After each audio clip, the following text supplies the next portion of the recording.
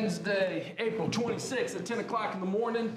It's good to see everybody. We have a full day today, beginning with the budget workshops. And in just a second, I am going to turn it over to the city manager. I want to welcome the sheriff, Mr. King. Thank you for joining us today as well. And I want to remind everybody, please speak directly into the microphones. We've had problems in the previous meetings picking up the feed, so if you work with us, that'd be great. So why don't we go ahead and get started and turn it over to the city manager, Mr. Goode. Thank you, Mr. Mayor. I'll be brief. This workshop has two items. Oftentimes there's one. We've got two items, and the first item is a follow-on to the presentation that Sheriff McNeil and Mr. King provided at your last commission meeting. And we're pleased to have them here to provide additional discussion about the council, the status of men and boys. I think that we've found a lot of success in that program locally, and we look forward to hearing that presentation. I'd also like to recognize Chief of Staff Ron Cave. He's joined the sheriff and Mr. King as well. After that item, Mr. Mayor, we have an update on the budget. It will be an update on this fiscal year 23 budget as well. As well as a discussion for fiscal year 24. And so that's your second item. And later today, of course, you have a regular meeting at 3 p.m. So that's what's on tap. With that, Mr. Mayor, I'll turn it back over to you, and we can get right into the presentation by Sheriff McNeil. Sheriff Walt McNeil, welcome to City Hall Chambers once again. And I always say this, and I said this last night in front of both the chief and the sheriff at an event that took place honoring Congressman Lawson. We are blessed to live in a community where the police department and the sheriff's department, and quite frankly, our state law enforcement partners and federal partners work so well together in a seamless relationship. And thank you all for your commitment and for everything that you do. At this point, Sheriff, we're going to turn it over to you. Well, thank you, Mayor and Commissioners. It is my pleasure to be here this morning. I was saying to Raul just a moment ago, brings back memories. I remember being police chief sitting around this table and budget workshops and trying to get some money, so nothing's changed. Right? Commissioners, Mayor, thank you, and staff as well. Thank you all for allowing us to make a presentation at this workshop. I think you realize that back on March 22nd, 2023, we made a presentation to you. And we basically talked about the efforts that we've made with respect to the Council on the Status of Men and Boys. We have made significant progress. I will tell you that the partnership we have with the city, the county, our school board, and our law enforcement partners is working extremely well, particularly as it relates to trying to deal with these issues that are impacting our communities from a gun violence perspective. One of the things that you're aware of is that we went out and received $1.4 million from a federal grant to get our program, our Status of Men and Boys, off the ground and running. And it is off the ground and running. One of the things that we found as we went through that process is that the grant requires that we do these four things. First, develop a violence reduction strategic plan, and that's something that's in process even as we speak with my staff back at the office. Secondly, project-specific research being conducted by Florida State University, and that's important with respect to the ongoing process by which we will be engaged in evaluating how successful we are as we progress. The third piece is employment of 3 Council on the Status of Men and Boys navigators to provide direct client services to that population we're seeking to address. And fourth, limit the violence intervention and support services. The grant asked us to do that in years 2 and 3, but we're hopeful that we can get things going somewhat faster than that.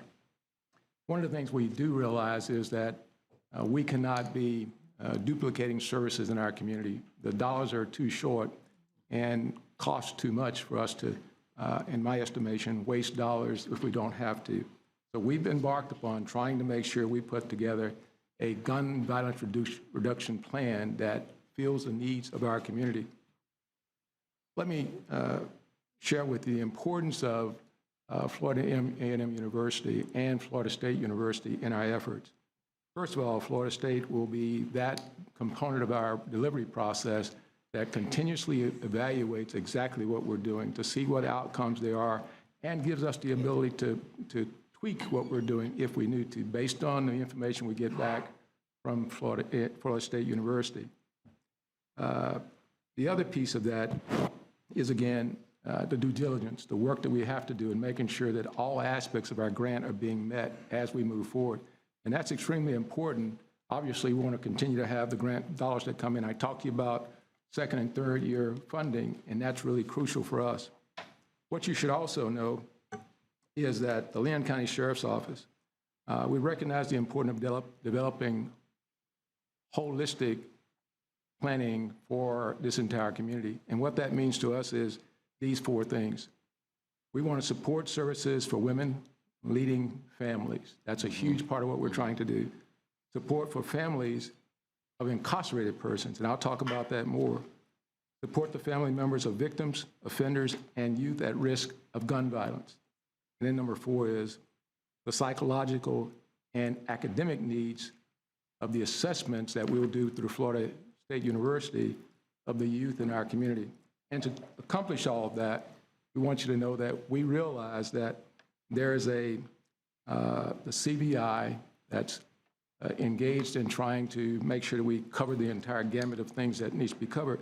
And what we'll tell you is that we believe when we stand this up, we will have the ability to engage in group violence interventions. We'll have hospital-based violence intervention programs prospectively. And the bigger piece that most people are looking for is the violence interruptions piece. We are building all those pieces into this process that we're here to talk to you about today. What I will also tell you is that with the grant dollars we already have, we are poised right now with about $49,000, not a lot, for training persons to be violence interrupters. We need more money than that to have the impact we need to see in our community. We also, in this grant, there's funding for support of violence interrupters in our community at the rate of about $77,000 that we currently have. We need more than that. What we're here today to talk to the commission about is how can this commission assist this effort in going forward. And we believe there are 3 specific areas that we believe you can assist us and our community. My staff got this in such small print that I'll have to put these glasses.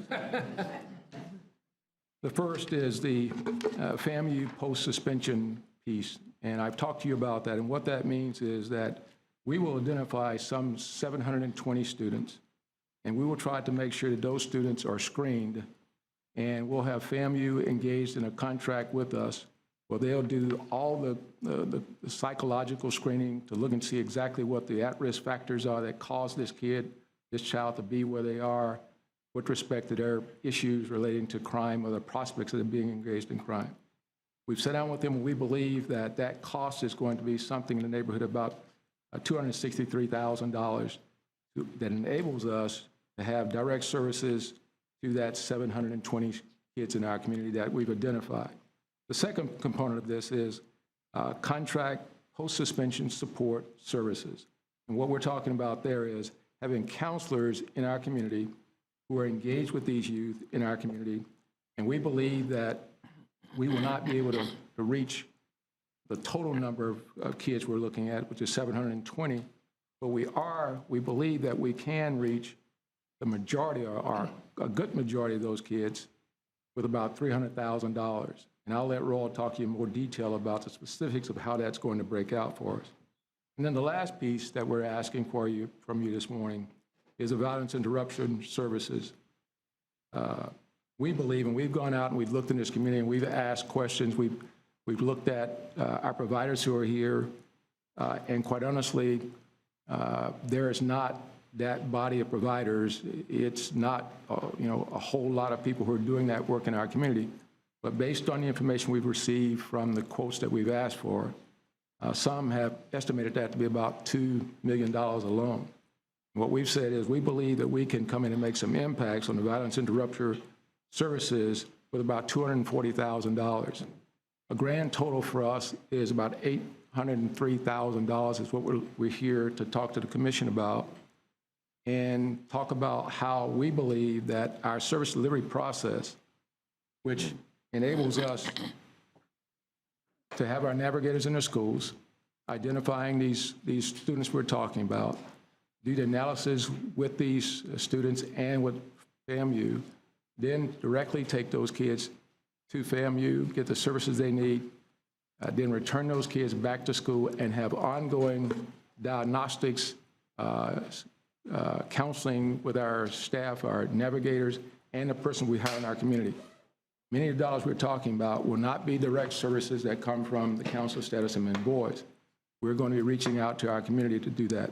Now, let me give you some idea of the level of investment that the Sheriff's Office already has in this. We have right now on the magnitude about $260,000 that we are putting directly into these services.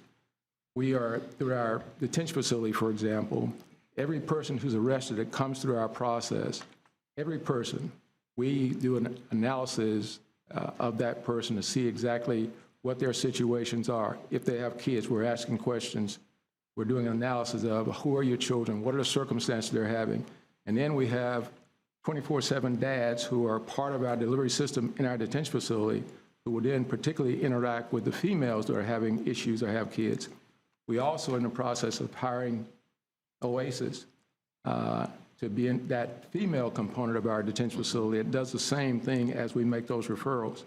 And then we're trying to create a seamless system by which from our detention facility and from our schools that we're identifying who these youth are and then trying to make sure that we have our services that we can identify in our community to meet those needs that we've identified based on the needs that we identified through the process of the questions we answer or we ask about what's the best diagnosis and what's the best treatment for that particular group of kids.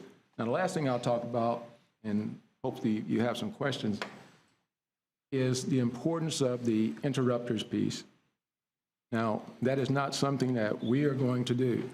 We're going to reach out to our community and find persons in our community who can do that research, that work. What we will do is make sure we provide the training so that they are completely competent in going to our community and having those questions and having that dialogue. That's a crucial piece of what we're doing. And again, Raul can get into more detail about the specifics of how that's going to work. But let me pause now to get a sense of where the commission is, what kind of questions you have before I turn it over to Raul. Quick question, Sheriff. Walk me through, do you have, you know the City Commission has been exploring a national partner for gun violence intervention. Do you have a national partner, and tell me about that relationship, or are you in the process of acquiring a national partner? Tell me where we are. Raul, talk about that in more detail. He knows. Okay. Absolutely. Okay, there we go. Good morning. We are in the process, like Sheriff mentioned, of planning. And so we have secured a national partner, the National Institute for Criminal Justice Reform.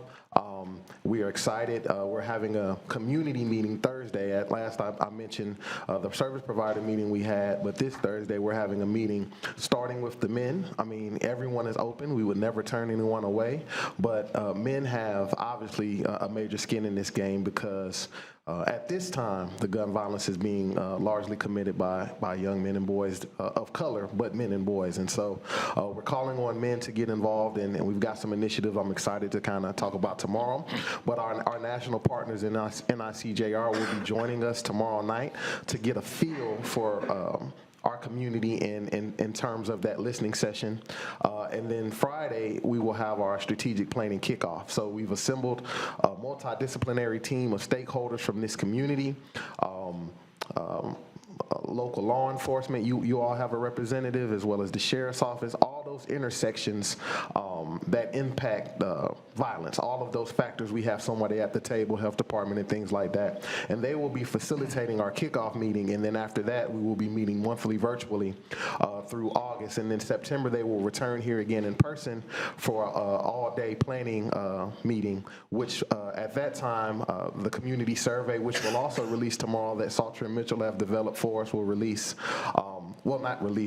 It's currently releasing tomorrow, but at the time of that planning in-person meeting, we will have all of the data from that as early as June from the community, specifically the neighborhoods that we're seeing that are experiencing gun violence the highest.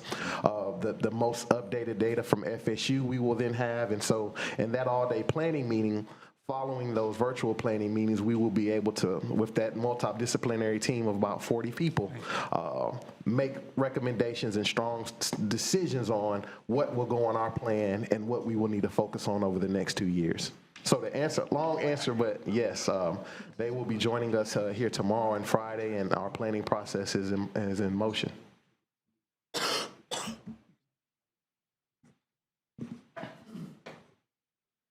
Mr. Mayor. Commissioner Matlow. I had a question, Sheriff, on the second piece. You said contract suspension support at $300,000. And you said it want to reach the majority of kids. Is that looking at staffing to do that, or is that direct what would that money get spent to, and is that anywhere near enough money to make an impact on that? It's not, right now, we believe it will be the amount of money we will need to get us going, but we will, as I indicated to you, Florida State University, as we progress, we'll be analyzing exactly what we're doing and what could the outcomes look like. And it may or may not be enough, depending on some of the research we've done looking at quotes. We've gotten quotes that says that's going to be about $250 an hour to do that kind of work. And if you project that out, that's a lot of money. But we believe, working with our navigators we have on staff and with providers in the community, that we might be able to accomplish that outcome that we're seeking. But if we don't, we'll come back and punt and figure it out. Okay. And is there of the 722 kids that you mentioned, is there a certain criteria of who would be reached, or a selected process of the most need? Yeah, Ron can talk, Raul can talk about this more in detail, but we're talking about tiered. There are kids that will be at different tiers in terms of what their needs are, and some may need only minor counseling, but others may need more severe counseling. And so we'll make those adjustments as we deal with the population of kids. But we know from the research we've done through the anatomy of homicide and working with our school system, what that population primarily looks like. But that's not as you can perhaps know, that's not a solid number. It's always going to be the same, but that's the research we got. Okay. Yeah, and if I can add to that, and so that partnership with FAMU is critical because the students who we'll be working with will be suspended and expelled, and so already down a path. Expelled is a lot more serious, and that's why we're working there now, and we'll continue there. But through the partnership with FAMU and this program in particular, they will go through this 10-day program that will allow them to not fall behind on their academic education, but they will go through the 8 stages of wellness.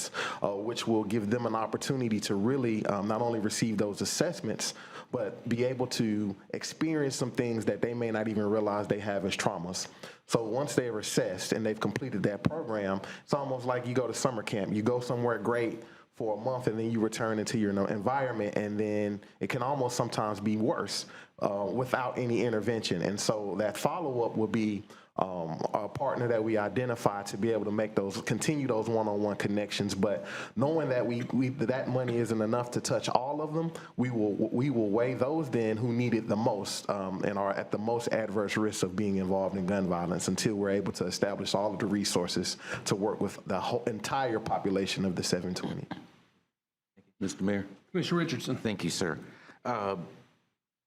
This is fantastic. I really can tell that you all have put a lot of time and thought and effort into this proposal, and I think it has a lot of merit.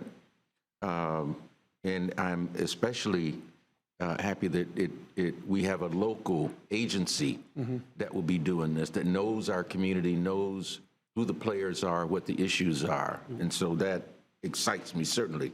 I guess that I want to also thank you all I am the commission's liaison to the Commission on the Status of Women and Girls. And I've had conversations with members from that group, as well as OASIS, initially concerned about the fact that there wasn't a focus on those single moms who 70% of the kids that we're talking about, they are the breadwinner in the household, if you will. And so I'm glad that that partnership has been formed and that OASIS and CWSG will play an integral role in all of this as well. That really touches, I think, an area where we were lacking initially, not from you all, but earlier conversations that we've had about this issue. And so what that leads me to then also is how will other organizations, how will you coordinate the efforts of those other organizations that are doing similar work in the community at this point, number one, and then how will this program interface with Tempo, which has been a very successful program through the city? If you could address those two. Yeah, it's in my notes, and the staff gave it to me, but I skipped over it. But one of the things we're doing in the Lane County Detention Facility is we have what's called Spirit, which is a platform in which we have all the providers in our community enter their information into us. And the way we plan to use that platform is all that information we have, we'll send out to our providers in the community. Okay. If a kid has a particular issue or problem, through our Spirit platform, we'll send the information out and say, Johnny has a reading problem. Is there anybody out there that has a program that deals with these particular issues? And that's already established. We're already doing that. So we're going to add this piece to our Spirit platform. Now, the second question. Tempo? Yeah. Obviously, Tempo is that jobs piece that we're doing through our Lane County Detention Facility now. We're trying to make sure any person that we identify, kids and what have you, that are out there, we'll make those referrals. Roll and his staff will make those referrals to Tempo. Okay. Yeah, and just to add to that, I've already had some conversation with Anita related to how we're going to work together. We all understood early that we have to have that wraparound, and some of the youth that we will encounter, that they are going to encounter also, we need to be adding that wraparound too, so that if they're focused on those who have already dropped out, and we're connecting them there so that we're not intense on those kids who are dropped out, we're working together and they're kind of providing that service to them, then we can all just be greater. And then we have, Ms. Logan, who is our community navigator. At the last meeting that same day, we had that provider meeting with over 72 providers, and all of them weren't on Spirit. And so she's been meeting one-on-one with them, breaking down that process, scheduling training so that they can be set up in Spirit to receive those referrals ongoing. Mayor Pro Tem. Thank you. I too am very, very excited about what you have presented, not only at the last commission meeting, but what you're telling us here today. And I still stand by what I said at the commission meeting, that I appreciate the fact that we have what we need here in our community to make the greatest impact on our community. And I think that some had some concern or issue, wanted to make sure that there was some national connection. So thank you for bringing to the table that we have a national partner, and they're already going to be here on the ground this week, ready to engage. So that too is very encouraging and very very good, and moving in a direction that we want to move in. When we were talking about the GBI and about the annual allocation for doing that, one of the things that I felt very strongly about, and I still do, is the prevention. So I hear what happens when little Johnny steps awry of the plan. But what are some of the things that we're doing to try to help those who have not crossed that line to not cross that line? And I know, congratulations to your group of mentees that went to Dallas, Texas, and showed them that they were from Tallahassee and brought back some hardware. Congratulations on that. And that, I think that too is one of those preventive things. So what other things are happening that we can look to in the community that will help us keep these numbers low and not get more kids into the need for what we're trying to provide here? Thank you. Let me, Roy, you can follow me up because he's going to have more detail. But let me, some of the things you aren't aware of, for example, we have partnered with Scouting, and we produce, and you may know this, but we provide about $20,000 annually from the Lane County Sheriff's Office. And we have a program that we put together that specifically focuses on creating Boy Scouting in our projects in our community. Right. In the 32304 zip code, specifically, again, trying to make sure we're engaged We also have an initiative we call Worship With Me, where we're trying to get each church in our community to engage and take, and this is any kind of denomination, to take at least one child to church on 2 days. And we believe we can get positive outcomes. Some of the research tells us that there is some good outcomes from those kind of interactions. We are obviously focused on, as some have talked about, the civil citation issues. We believe that is also a major part of what we're trying to do is on the front end, keeping these kids from going deeper into the system. So, and those are just the three I can think of off the top of our head. We have a great deal of investment in terms of trying to be proactive on the front end of keeping kids out of our system. Roll. Yeah, and to add to that, leveraging the relationships that are already in place. And so we work very closely with SEEK and the Children's Services Council, as well as the CHSP process. And a lot of those programs are, in my vision, more preventative. And so that's why we started our rollout with those service providers, because their work is so critical. And so really breaking down, having Ms. Logan meet with them to understand what areas they're really in. Are you truly prevention or are you intervention? So that when we're making these referrals, we're connecting youth to the proper program, right? And so leveraging all of those relationships and those partnerships so that those other funding sources that they're receiving money from, now it's like, okay, well, you work in this prevention space, we're unifying and collaborating and trying to work together, right, as all of those youth and family serving agencies should be, because right now it's a lot of us working in silos, and a big goal is to kind of bring that together. This will not hurt the dollars you're receiving. The goal is to unify our efforts so that we can go after larger parts of money to support what you're doing. But leveraging programs that are having successful work with being preventative and connecting youth who are in that space to those programs and opportunities is a huge goal. And so those other partnerships are how we're going to look at doing that with the dollars that they're going to receive. And I think that all of this holistically is very important. This weekend, this past week, last week, I had the opportunity to watch a show with my grandson. It was the Mike Tyson show. I've never seen it before, but it's him telling his story about how he started. And when I was watching this, you know, he was being bullied, he was being beat up, and all of these things, and then it kind of snapped and it reversed, and he found himself in the penal system with the single parent doing all kinds of things to try to keep him out. Every time he got in trouble, the police called his mama, and mama came in there and beat the crap out of him. But he kept doing it, he kept doing it. So finally he got to a place where he learned about fighting, and that has that caused him to be who we now know him to be, because someone interrupted, took him under their wing and taught him how to make a living out of what he was doing before he actually got killed. And I think that what we're trying to do is, not every kid is a Mike Tyson. That's not what I'm saying. What I'm saying is that we want to get them on this front end before they get here. But if they find themselves here, we want to remedy it so they don't find themselves further down the line. And we hear often that we want to interrupt this school to prison pipeline. And this is how we do it, by getting in there early. And I like the fact that they'll be interacting with Florida A&M. A lot of times our children just need exposure.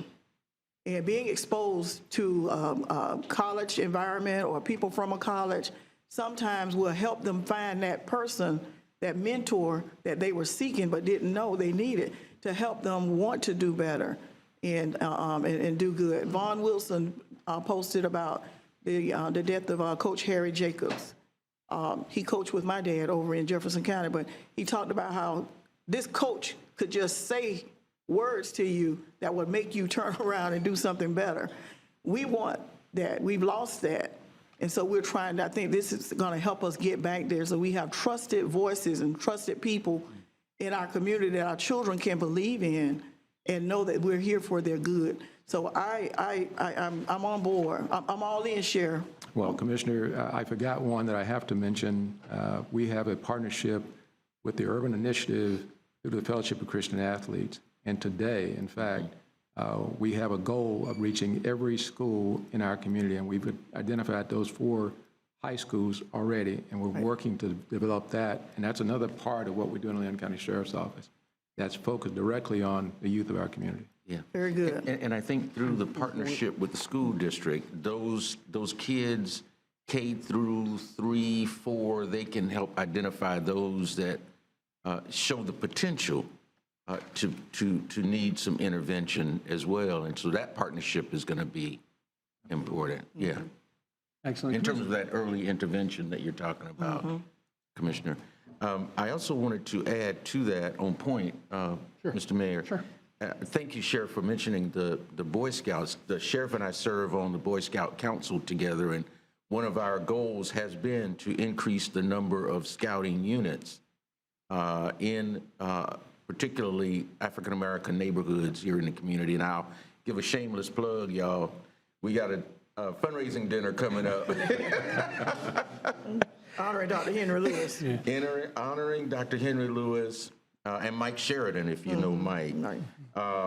I hear the master of ceremonies is just dynamic. Yeah, real dynamic young man. You know him? You know him? Yeah. The mayor is our master of ceremonies. But those are the kinds of programs. I know many of the Divine Nine organizations have youth involvement programs, and so we've got those kinds of partnerships out there as well. And I think this coordination is going to make them even more effective. Because in a lot of instances, the kids that we're reaching through those programs aren't necessarily, Royal, as you know, they aren't necessarily the ones that we've got to put the most focus on. But if we can connect those kids with the organizations that are being sponsored by the Divine Nine organizations and others, there are others, then we can get them the resources and the attention that they need through those kinds of mentorship programs. Absolutely. Thank you, Mr. Mayor. Commissioner Porter, you've been waiting patiently. After Commissioner Porter, I believe we got a couple people from the public that'd like to speak on this. Let's give them a chance to speak, and then we'll go back and see what kind of direction that we want to provide. Commissioner Porter. Thank you, Mr. Mayor. Thank you, Sheriff McNeil and Royal and your team for being here. I'm also, I agree with my colleagues, excited. I mean, as I'm sitting here just listening and taking all of this in, and, you know, I would be remiss if I didn't say we live in a world and in a country, I mean, there's a lot of sickness, there's a lot of hurt and pain, and there's only so much that our local government can do. I believe in our local government. That's why we're all here. Some of these things, though, it is so frustrating to think that people need health care. People need fully funded public schools. People need infrastructure, and these are investments that our state is not making, our country is not making, and that is falling on the backs of local governments who are struggling to meet these needs because our communities are hurting most. None of that is to say that it's not our problem. It is our problem. We're dealing with it, and we're being creative and addressing it head on. It's just, I think it's important to say, because our world doesn't have to look like this. It doesn't have to look like this. And people in power let it happen. And thank God for people like you who have taken this initiative to find ways that we can meet these needs locally. I've been working with a family. I think others on the commission are probably aware, have probably gotten the same emails, because we get emails all the time just like everyone else does, that a woman whose mother lost her job because she was sick. She lost her job taking care of her mom who was sick.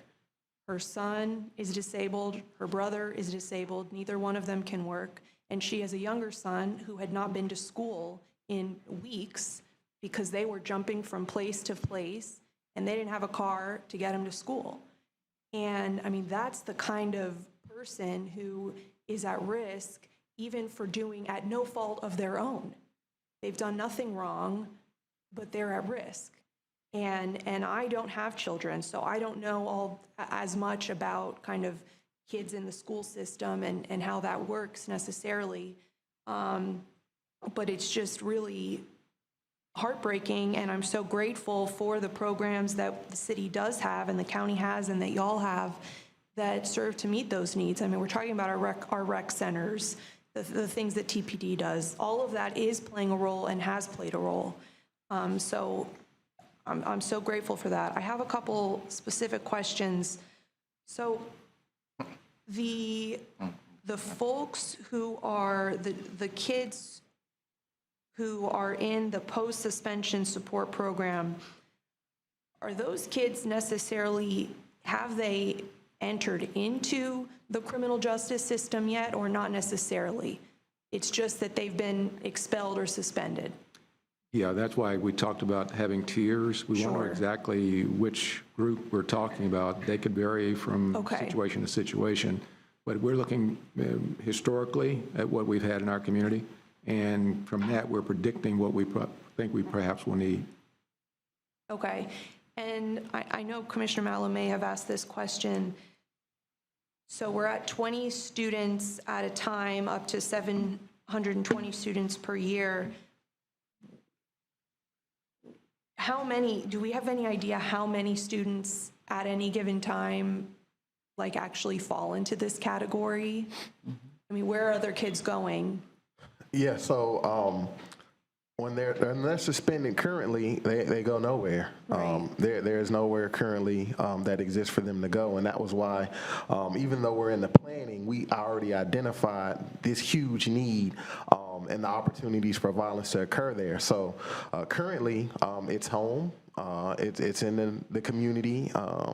That there's no place for them to go. And so we've met with all of the high school principals to have conversations and understanding their needs in this process as well. And some of the feedback we got was that a program like this would be invaluable because when students return from a 10-day suspension, they already flunked. So now I'm back. I know there's no way I can do the work needed to get my grades in a good place. So what am I going to do? Be a distraction, which causes others to have distractions, which sometimes lead to other violent instances, and then the cycle continues. And so this was a major need area to not only where they be able to continue their academic learning, but to be able to be in an environment that exposes them to way more and be able to get an assessment and possibly identify some traumas they may not even realize they have. Okay, and thank you for that. Who is currently operating the program? FAMU? Yeah. So this would be a new program. Okay, it's a Dr. new Singleton, who was, she works in this, I can't pronounce it, the SIPRA department, but School of Psychology. Okay. Prior to coming here in DC, she did something very similar to this. And so in identifying the need and the support of FAMU and in alignment, with their strategic plan for this work, we started building out what the program would look like. And so Leon County Schools is obviously involved in this and have committed their resources. So the transportation and the food they will be providing for those students that we're working with. But Dr. Singleton and her team through that school and it's 2 other schools in the university will be working with them, as well as the campus police department. They expressed a major desire in wanting to be involved in a mentoring aspect, right? And creating those relationships, again, with law enforcement so that community-wide, we're building trust in that aspect as well. And thank you. So you answered another question I had, which was, so the school system will be providing transportation? Yes. Okay, okay, that's they'll great. do the transportation, and they will cover the breakfast and lunch for the students that are participating. Okay, and for the total cost, is this the total cost per year, or is this the total cost that you're asking the city to contribute? This is the cost we're asking the city to contribute. I will continue to go after grants and everything else. We can fund this for future years. We obviously will have a conversation with the county. You should know that the county's picking up all the FTE that we have, and we're picking up some of that as well. Like I said at the outset, we have an investment of about $263,000 outside of the staffing we're talking about. Okay. And then one final question. Can you tell me a little bit more about what the violence interrupters do? Yeah, it's, in fact, we will have to carve that out in terms Okay. of exactly what they do, but just looking at what they do in other places, there are several ways you can engage with them, and Roel may have a different perspective on exactly. We're going to obviously sub that out to somebody to do that on a contract basis for us. But one, we want to make sure that they are, in fact, persons who come from the communities, understand the community dynamics, and are able to then engage with the youth and talk about how to stay away from gangs, how to not be in these kind of environments. Also, there's an expectation that in most cases, there's a linkage back to law enforcement. Some communities do it differently. We're still contemplating how we do that, where law enforcement is sometimes there with the navigators in the community, sometimes not. And we're trying to figure out exactly for our community what that looks like. That's why it's so important to have FSU and others engage with us, kind of looking at and evaluating what works best for Leon County, Tallahassee, as relates to those interrupters out there. I'm very cautious and walking slow through that process. Very much aware that in some cases, navigators who were formerly incarcerated have found themselves going back into those same systems, getting arrested themselves. We've also seen across the country where at least 1 or 2 navigators have been killed. And so we want to make sure that what we stand up has enough efficacy behind it that it makes good outcomes for us. So we're still working through those processes. Thank you. And do you have, this will be my final question, do you have any, when will the violence reduction strategic plan be completed?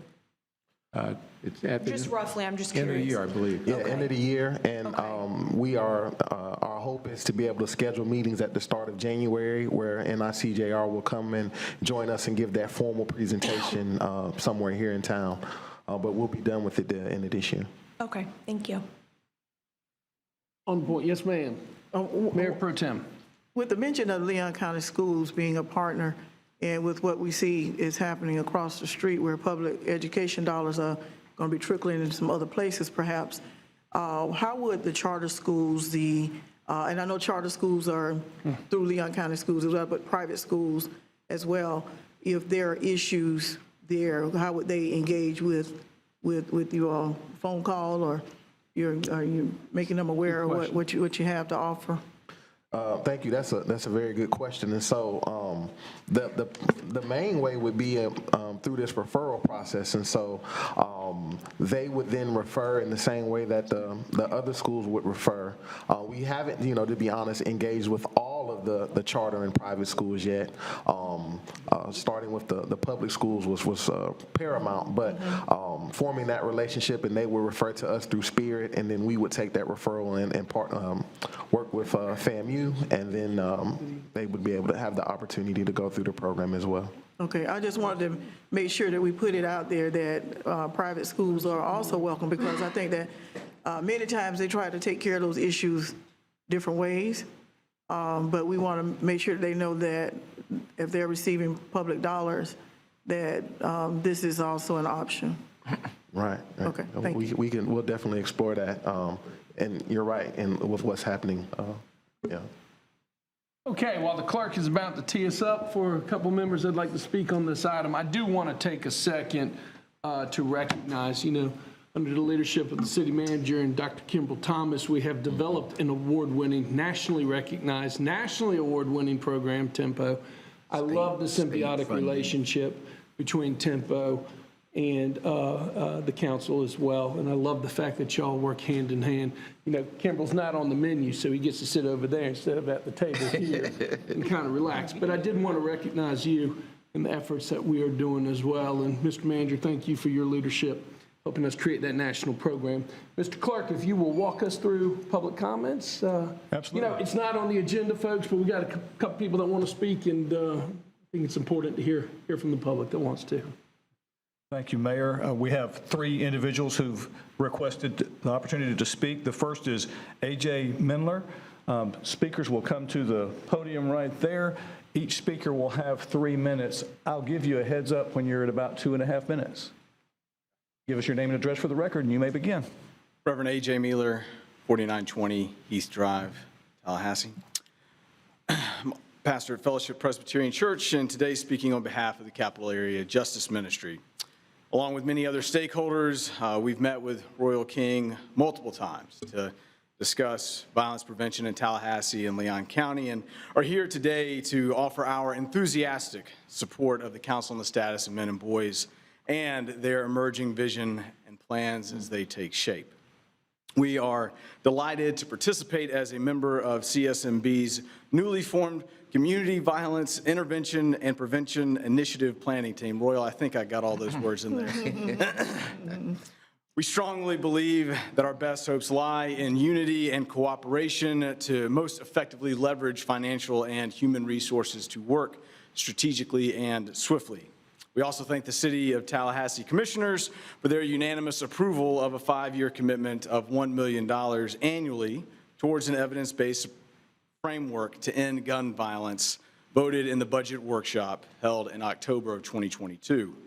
We are anxious to hear an update on the status of a contract between GVI and the City of Tallahassee as the shootings persist and blood continues to be shed in our streets.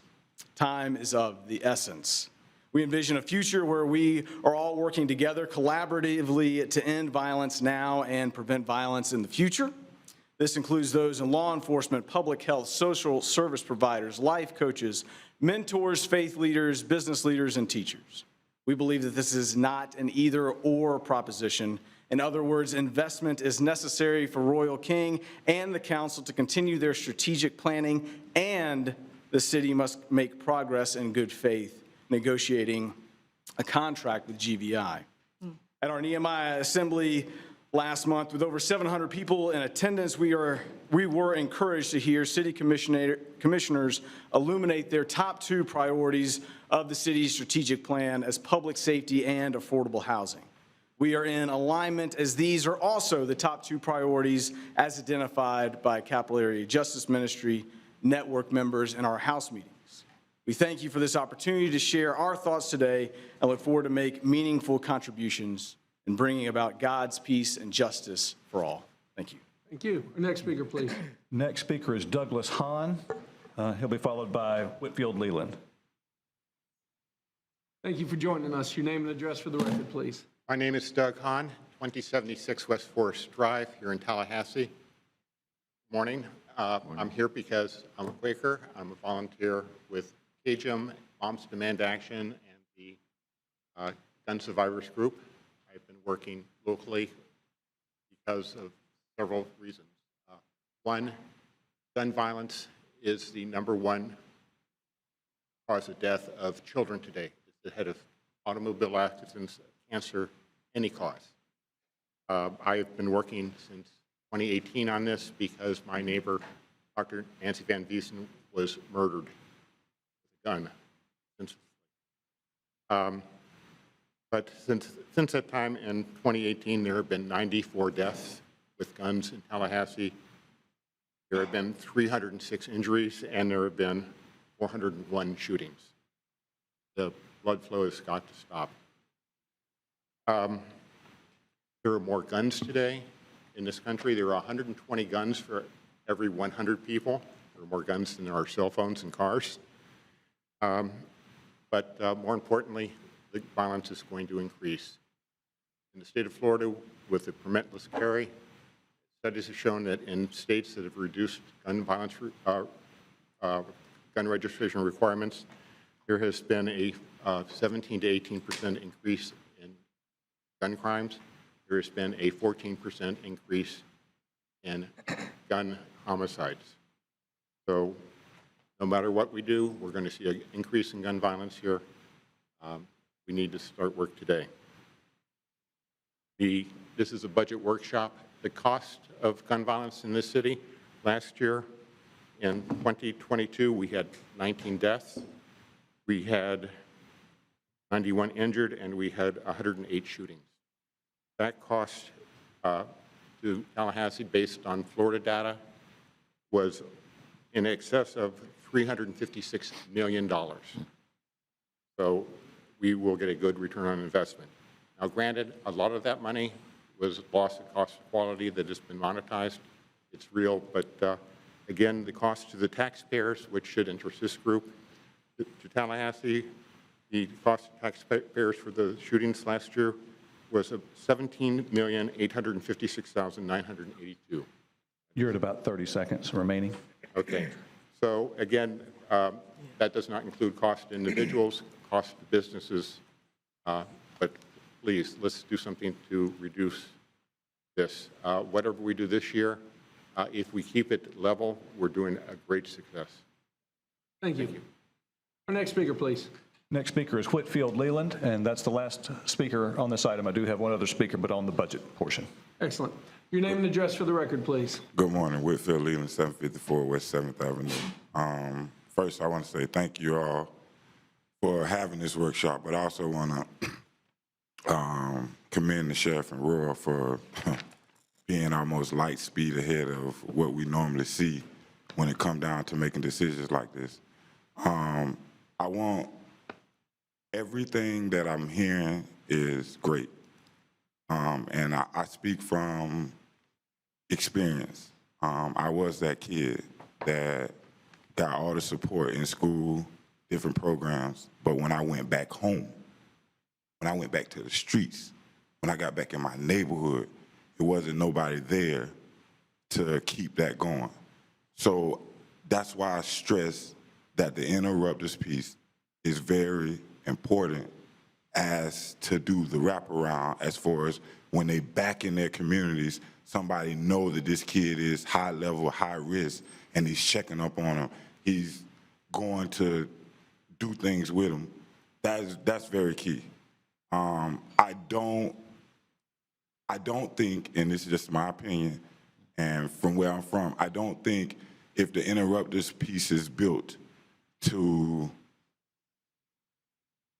and what we call snitch on crime, that ain't gonna work neither. The interrupters piece has to be a piece where it defers that person from crime. Now, and my man will let y'all know, if you step out of line and it's repeatedly, I do have conversations with TPD of how we can intervene and make stuff not happen. But I think that we need to make it clear that we're not putting these people on the street to be police. And we're not putting them on the street to start confusion in the neighborhoods. We're putting them on there to navigate and be interrupters and be positive figures. So with that said, I've been said I think we had what we needed right here. And today, hearing what I'm hearing, I hear it. Now, I ask y'all to let's put pen to paper, sign some contracts, and get the money out, and let's get it on the streets. Thank you. Thank you. Mr. Clerk, do we have any other comments? No, sir. Okay, a couple of questions. Ms. Barber, can you walk me through the budget commitments that this commission has made towards violence interruption? Okay. So of the $1 million that were allocated, you allocated for year one, $500,000 for a special CHSP process for gun violence. Mm-hmm. Then you allocated $200,000 for the first year for GVI. Then the next year that would drop to $100,000. The CHSP one will go up to $600,000 that next year when GVI drops. $100,000 for Crime Stoppers, and then $200,000 for restorative justice. One more time, for year one is $500,000 for CHSP, $200,000 for the GVI contract? Yes. Yes. For the first year. For the first year, and then the second year is $600,000 for CHSP. How much for the GVI contract? $100,000. $100,000. And then year 3, 4, and 5 for the GVI contract in particular. The GVI is a 2-year funding. 2-year, we've gone 2 years out. Okay. Mm-hmm. Excellent. Okay. Mr. Mayor? Just a second. Hold on just a second. Tell me about the negotiations with GVI. Where are we? I've been frustrated, I think, just like my colleagues, that we haven't been able to sign a deal with GVI and where we are. Yes. Where are we? So for several months, GVI was not available to work with us because they didn't have the bandwidth. to bring on Tallahassee as well as the communities they were working with. Where we are now is we've had a number of discussions with them. They sent a contract to us, and based on those discussions, we are reviewing the contract and the significant staffing resources requirements it will take to get this on the ground, particularly as it relates to law enforcement resources. So just making sure before the contract is fully executed that we have the law enforcement commitment that they've described to us, which is fairly significant. Okay, Commissioner Porter on point. Thank you. Could you repeat, Ms. Barber, so 500 for the CHSP, just year one, 500 for CHSP, 200 for GVI, 100,000 for Crime Stoppers, so that's $800,000 And 200,000 for restorative for justice. restorative justice. For the, so, and then for year two, 1,000 for GVI, 600 CHSP, another 100,000 for Crime Stoppers. Yes, and then 200,000 for restorative justice. Thank you. And we have not made allocations for year 3, 4, or 5 yet. No, we haven't. Right. Okay, okay. Mr. Mayor? Yes, sir. Commissioner Richardson. Clarification. In the plan, that, Sheriff, that you all are presenting here this morning, was it the intent to work with GVI as a partner, or would that be the national partner that you've identified that you would? Yes, Commissioner, we are off and running, and we've identified the national partner that we're working with. It's the partner that we've talked to the Department of Justice about that allowed us to get the grant, and so we will continue in that direction. Okay. So we've got a decision to make. It sounds like we can't. We do. We do. We can't have two national partners coming in here that we're funding. I mean, so we've got a decision to make in that regard. Cynthia, excuse me, Ms. Barber, talk to us about the overlap. Yes, and that is one of the concerns that staff has, is there would be significant overlap, even excluding the national partner, there'd be significant overlap with what the sheriff and Royal have proposed today. And one of the concerns that we have is that the GVI model would also require significant engagement from the sheriff and GVI as well as PD. And the fact that all of these things are happening simultaneously, it seems difficult to implement. When you have the same, we're all trying to do the same work. We're pretty much working with the same people using two different processes, but all requiring the same staff at the table. It would be a significant challenge for us to manage. So let me tell you where I am. I am ready to cut ties with negotiations with GVI and invest with the Sheriff's Office through this program. They have already created the model. They have already engaged on a national level. We are struggling to get a contract signed. It would be overlap. And quite frankly, we have the funds available to move right now. I would move and tack that we go ahead and invest now the $200,000 that we had set aside for a GVI contract that is not coming to fruition, and invest directly in the Commission on the Status of Men and Boys, followed by a $100,000 commitment in year 2. Knowing that we have not set the allocations for year 3, 4, and 5, yet we've made the commitment to this community for $1 million a year for the next 5 years. So I think that it is reasonable, at least I think it's reasonable to say that I also look forward to those conversations of year 3, 4, and 5, but specifically for right now, not hindering our commitments to the CHSP process or to Crime Stoppers or restorative justice. We do have right now $200,000 budgeted for now and $100,000 budgeted for next year that I think that we should invest in you immediately. Mayor Pro Tem.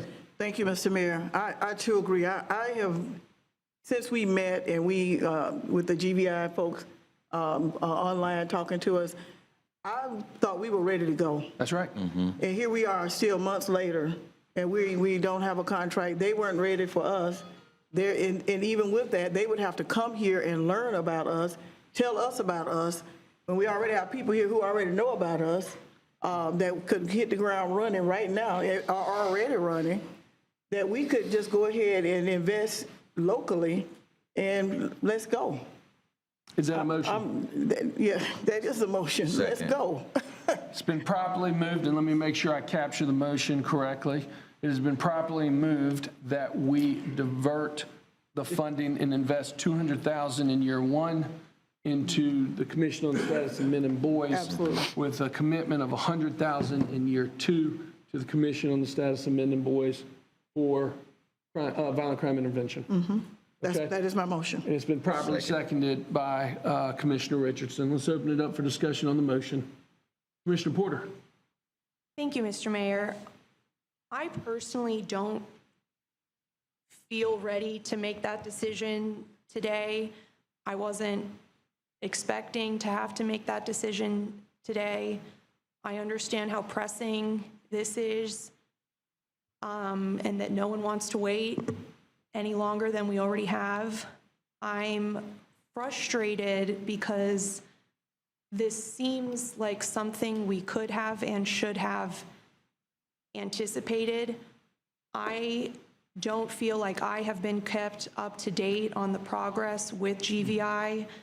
I made a commitment to, not just to CAJM, but to the community when we sat and had this workshop in October.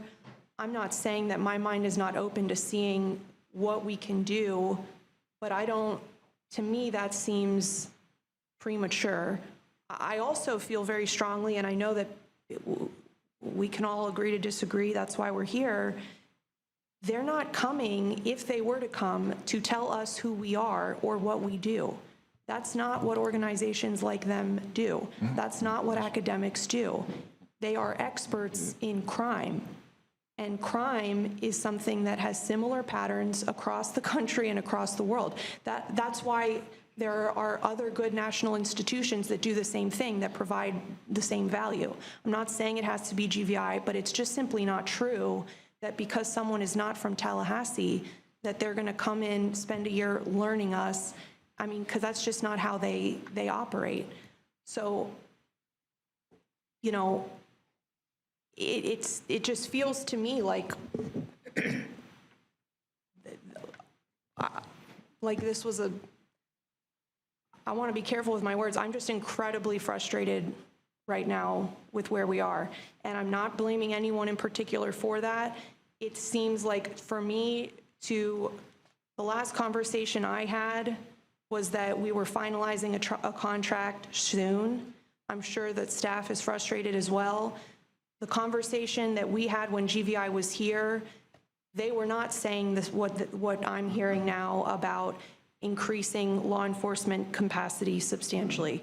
I'm not saying that's not the case, but to make this decision without even revisiting that conversation with them, to me, I don't feel comfortable making at this point. Thank you. And I do respectfully disagree. That is what was discussed when they were on Zoom during the meeting, was the commitment from the law enforcement interaction. When we did have the meeting, we had a discussion in the public at that meeting. And in particular, it is what they do by coming in, studying the community, and teaching us how. That's the whole first aspect of it. Am I correct in that, Ms. Barber? That's correct. That's what they described to us, that they would tell us where crime is happening, what kind of crime is happening. Those are things that police can't even function without knowing those things. So our law enforcement resources would be initially required to provide data for them to review, to confirm for us that, you know, who we are as it relates to crime, the kind of crime that happens, so where it happens, and how often it happens. But there's a significant law enforcement requirement to the point that officers would spend a tremendous amount of time on every single call as opposed to making a decision. They'd have to interview the parents, the members of the household, and you would take care of that service in the moment. And we just simply don't have the resources at this time to be able to do something where a call could turn out where when you interview that young person, you find out who's in the household, whether they're employed, if there's mental illness, are there other types of services needed, and you're expected to try to coordinate those services for those families. And when we had our initial discussions with TPD, of course, they were very, very concerned about the level of resource that would be required to do this. There's a significant, I'm not saying arrest, but there's significant law enforcement engagement. Right, and again, my concern is, we had that conversation and we made that agreement 6 months ago, and yet here we are, and it's my understanding that GVI had to, they didn't have the capacity to take us on at the time, and we're still in negotiations 6 months later. I'm ready to invest locally. I'm ready to invest in the sheriff's office and the commission on the status of men and boys. You have the model established, and I think it's a great model, and I believe in it. Mayor Pro Tem and then Commissioner Matlow. And my motion is based on what folks have asked us to stop the bleeding now. Here we are 6 months later, we're still bleeding. And so we can either go longer or we can do something about it now and really and truly stop the talking and stop the bleeding by putting in place actions that we believe will stop the bleeding. Sure, and look, if there's a role for GVI to come back to us and say, hey, we see what you're doing and we have some creative solutions as well, we'll always keep our minds open and whatnot, but today, I'm ready to invest. Commissioner Matlow. Thank you, Mr. Mayor. I mean, I guess to start, I don't have strong feelings of a vendor. I really have strong feelings of getting the job done and doing it appropriately. Where I'm going to object to the conversation today is this isn't an agenda item. We haven't informed the public of a major change in former commission direction, and it's frankly inappropriate to make huge changes like this without having an official agenda item. What I would recommend is to just bring it back as an agenda item so we can see the comparison between what they're offering between the National Institute for Criminal Justice and GVI comparison, and have an item specifically to redirect that funding if that is the will of the commission. Secondly, I as just apart from the violence interruption services, I'm very much in support of the FAMU post-suspension support program, getting that funded as quickly as possible this year.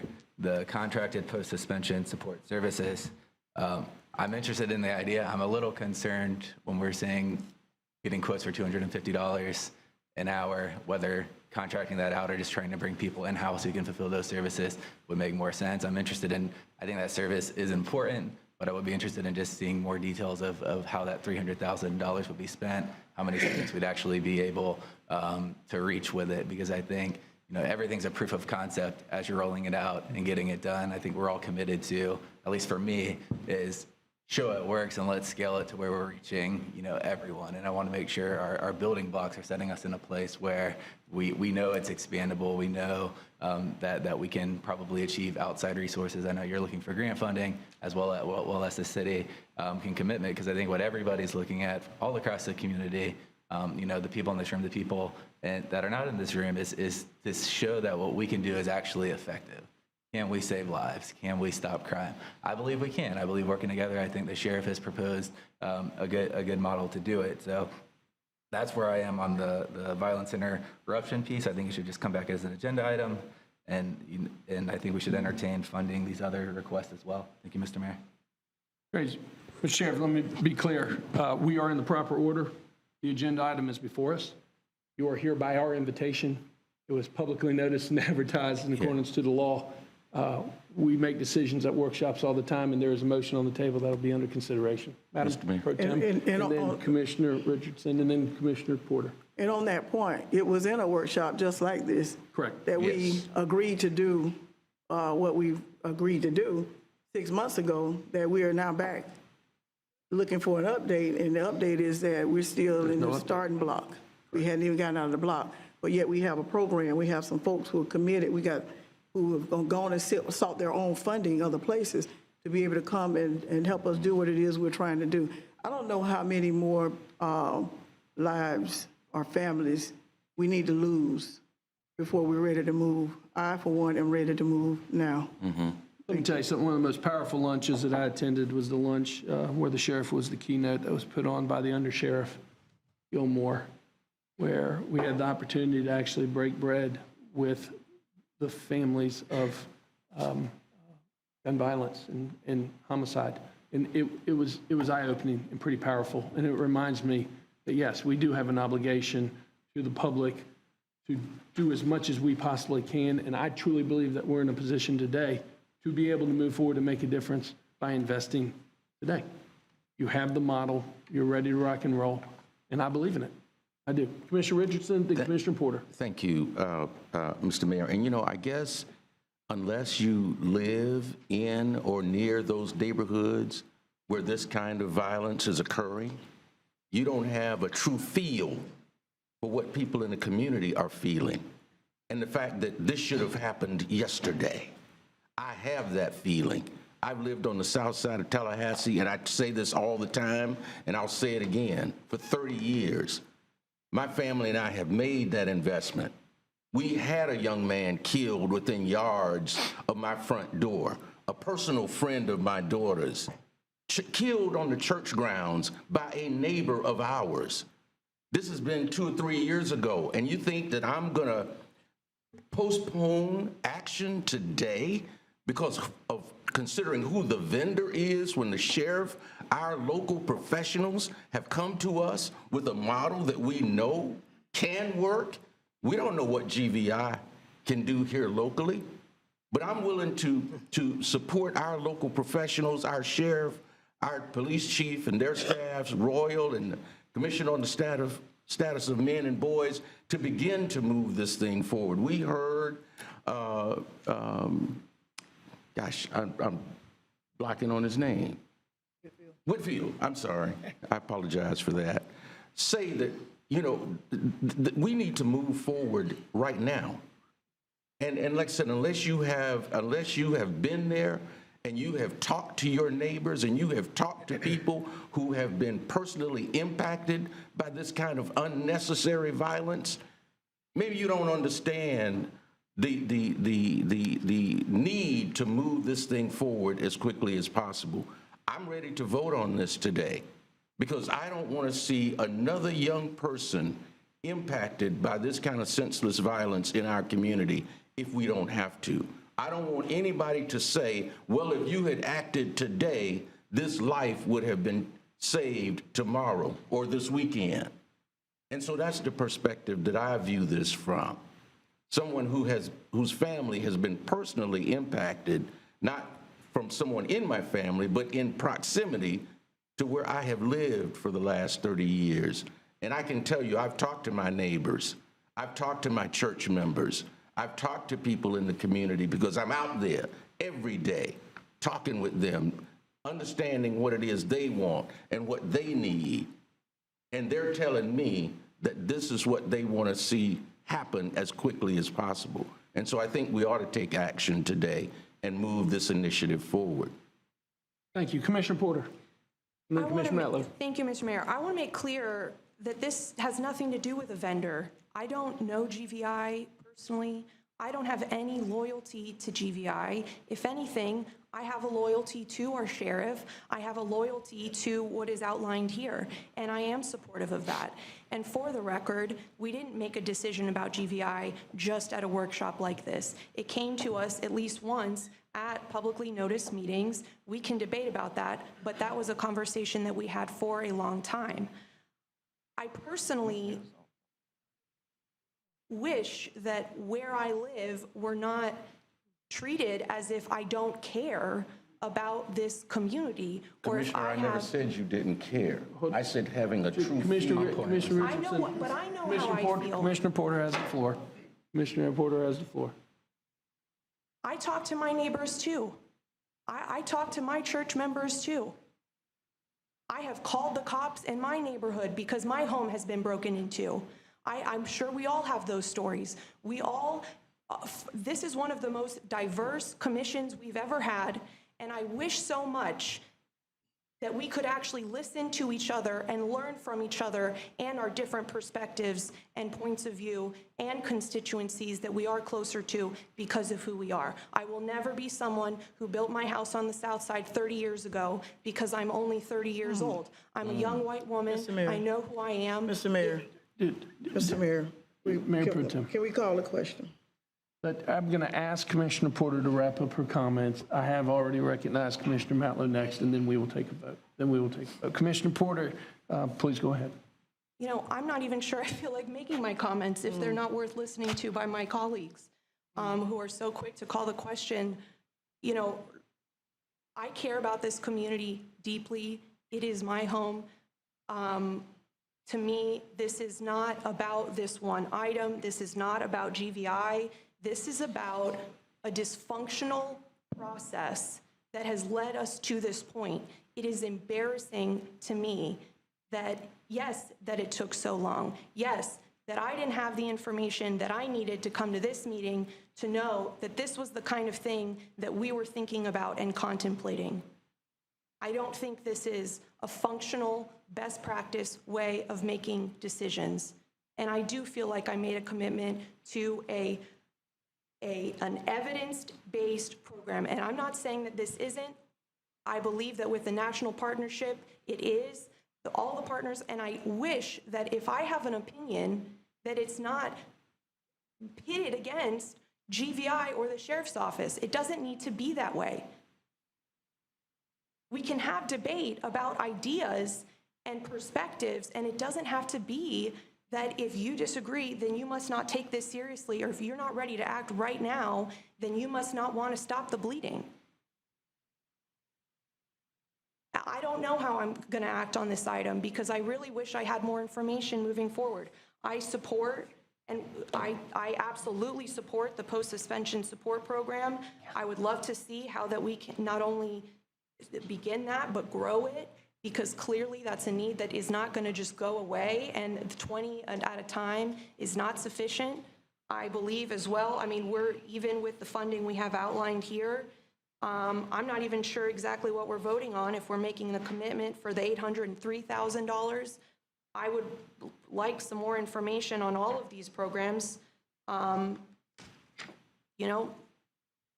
anyone, and if anyone ever, which has happened before, asked for more time, any of my colleagues, I would gladly give it to them. Obviously, I don't feel that same respect has been shown to all of us.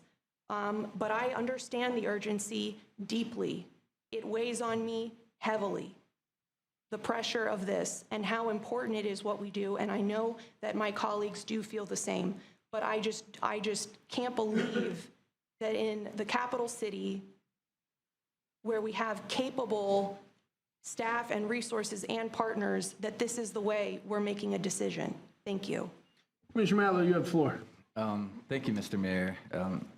I appreciate everybody's passion on this issue. I will say, gun violence is a community-wide problem, and it takes all of us if we're going to get behind it and solve it. It really doesn't matter where you live, but I think, my perspective is framed by my history. I grew up on the south side of Tallahassee. I can talk about being 10 years old and witnessing my brother get thrown to the ground and his face stomped in until he was unrecognizable. I can tell you what it's like, walking to the FEMA station to get a 2-cent Tootsie Roll and to get mugged on the trail behind the store. I can tell you what it's like to have a gun shot at you. I can tell you what it's like to have a gun put in your face and have your wallet stolen. I've seen all of that in Tallahassee. So I agree that we shouldn't be, when we talk about perspective, we all have a different perspective of how we're viewing the violence problem in our community. And frankly, when I knock doors in my campaign on the same streets I grew up on, what I see is, complete neighborhood streets with gambling right in the middle of the street, drug use, obvious illegal behavior. And I'm knocking on doors and people are saying, it's like this every day. Nothing's changed. And frankly, it hasn't changed since I was 6 years old. So we are trying to make a difference and we are trying to make a change, and I respect that. And again, on the item, Mr. Mayor, and I think you more than anybody points out when an item says it's information only and isn't up for a vote. And on this particular item, all of the information, and I thank Deputy City Manager Barber for providing it on the GVI, that wasn't included in the item for us to consider, and it wasn't given to the public to know that was on the table today. So respectfully, I'll make a substitute motion that we, as part of our budget conversations, look to fund the FAMU post-suspension support program for $263,000 and then bring back an item in 2 weeks, we can do this quickly, at our next city commission meeting to look at if we want to make change to the violent interruption services. All right, the substitute motion on the Second. table. Is there a second to the motion? Second. Any further discussion? All those in favor of the substitute motion signify by saying aye. Aye. All those opposed? Aye. Motion fails on a 3-2 vote with the mayor pro tem, and Commissioner Richardson in dissent. We are back on the original motion on the table, committing $200,000 this year to violence interruption, $100,000 in year 2 for violence interruption. And you are correct, that has nothing to say that during our normal budget proceedings moving forward, we could take into consideration other asks that have come before us from the council on the status of Commission on the Status of Men and Boys. But for the purposes of knowing where this money is right now, this is something that we can act on. Sheriff, I want to remind you as well that the City Commission does not operate much differently than the County Commission. Each one of us has the opportunities to receive a briefing from any of the staff at any time that we wish.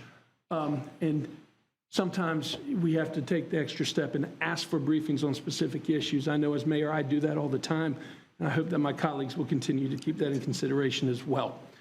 All those in favor of the motion on the table Mayor. signify by saying aye. Mr. Mayor, All those opposed, I'll come to you in just a second I after just the want vote. clarity on the motion. Yes, ma'am. The motion on the table is for $200,000 investment in year 1 for gun violence intervention, with $100,000 investment in year 2 for gun violence intervention. All those in favor of the motion on the table signify by saying aye. Aye. All those opposed? Nay. And it passes 3-2 with Commissioner Matlow and Commissioner Porter in dissent. Sheriff, Mr. King, thank you so much for joining us. We appreciate it. We look forward to working with you on this. Thank you, Mayor, on this Commissioners. particular item. Absolutely. With that, we are going to stay seated. Let's switch out, or do we need a 2-minute break? Are we good? I'm good. Okay, let's go ahead and switch out. Mr. Wiggin, if you want to come join us. We'll just keep moving on the second item of the budget workshop. Mr. Mayor, while everybody's getting situated, I'll be happy to tee this item up. Before you tee it up, I want to say, Robert, let's give a second to clear the room for those that are leaving.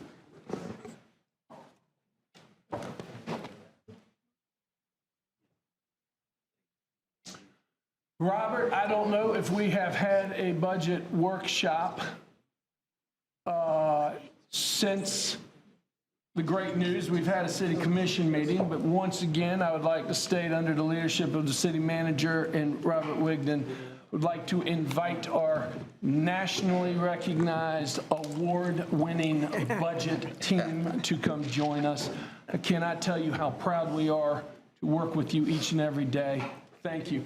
The highest award given by GFOA on a national level for budget transparency and reporting. It's second to none. You are the best in the nation, and we're very proud to work with you. Thank you for everything. With that, Mr. Manager, if you'd like to tee us up.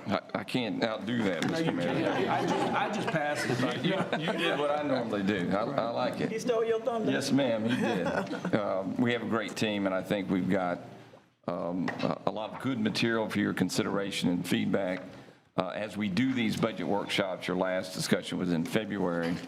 Oftentimes, in the case of today as well, we'll talk about the year we're in as well as the year we're looking forward to. And so we have a full presentation, one that's more comprehensive than we normally do at this time of the year. But as we look forward to next year, we think there's some discussions that we need to have as it relates to the commission priorities, in particular, priority of public safety.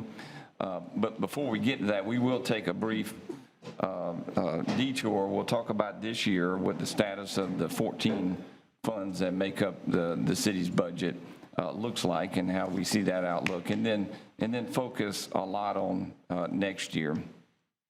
I mentioned, and Robert will mention, and we talk about this every year, the city does have a large budget that represents a lot of different services. It's accounted for through 14 different funds. It services about 30 different departments or department-like areas. And so it's complicated. The monies in those funds 13 of the 14 are enterprise funds, and those monies can't be moved between funds. And oftentimes that brings us to a very focused conversation of the general fund, and we will have that again today. In the general fund, I think we all know, but I think for everyone's benefit, it's anchored by our police department. That is the largest cost center in that fund. It includes Parks and Recreation, public works-oriented work. Things of this nature are in the general fund itself, and that's very common. That's how it works in municipal government. And so we, at this point, have made a number of assumptions. We've made recommendations that are included in your item.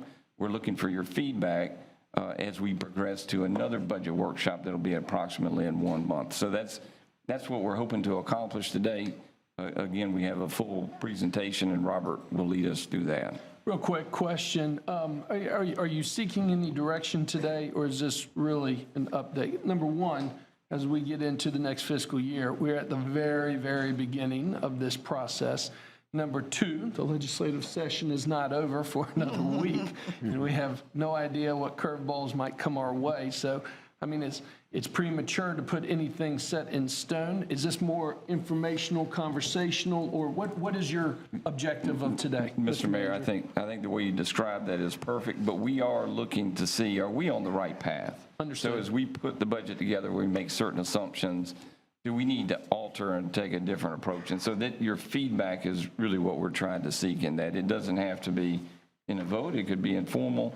But, this is what we do. We read your priorities. We have a strategic plan. You give us a lot of good feedback at your meetings, and we take that all into account as we're trying to put the budget together. And so that's what we're hoping to hear today. Well, if anything, this commission has never shied away of sharing exactly what we feel. So I'm sure we'll get some good feedback today, and we'll move forward. Yes, sir. I'll turn it over to Robert. Thank you, City Manager, and Mayor and Commissioners, appointed officials, and members of the public. Thank you for your time today. We've got a very important issue to discuss. We'll touch on fiscal year 23 and where it resides and what its state is and where we expect it to be at the end of the fiscal year. We will ask for one action to amend that fiscal year 23 budget for an opportunity that we have, and then spend some time, as the City Manager mentioned, talking about the enterprise funds, the general fund, and ultimately where we expect the fiscal year 24 budget to end up.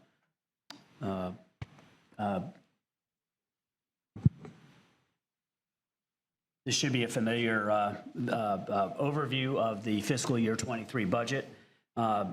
Beginning with this as a reference point, this chart displays the condition of 3 of the 14 funds that make up the city budget.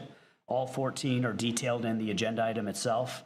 The table itself describes the general fund, the electric fund, and Star Metro as examples of those 14 funds. We've got the general fund, as the City Manager mentioned, where public infrastructure, parks and recreation, housing reside, police department resides and is funded from. The electric utility, an enterprise fund based on rates and fees. At Star Metro, as an example of a kind of a combination where the general fund invests in Star Metro, but there are also grants and ridership dollars that fund that fund.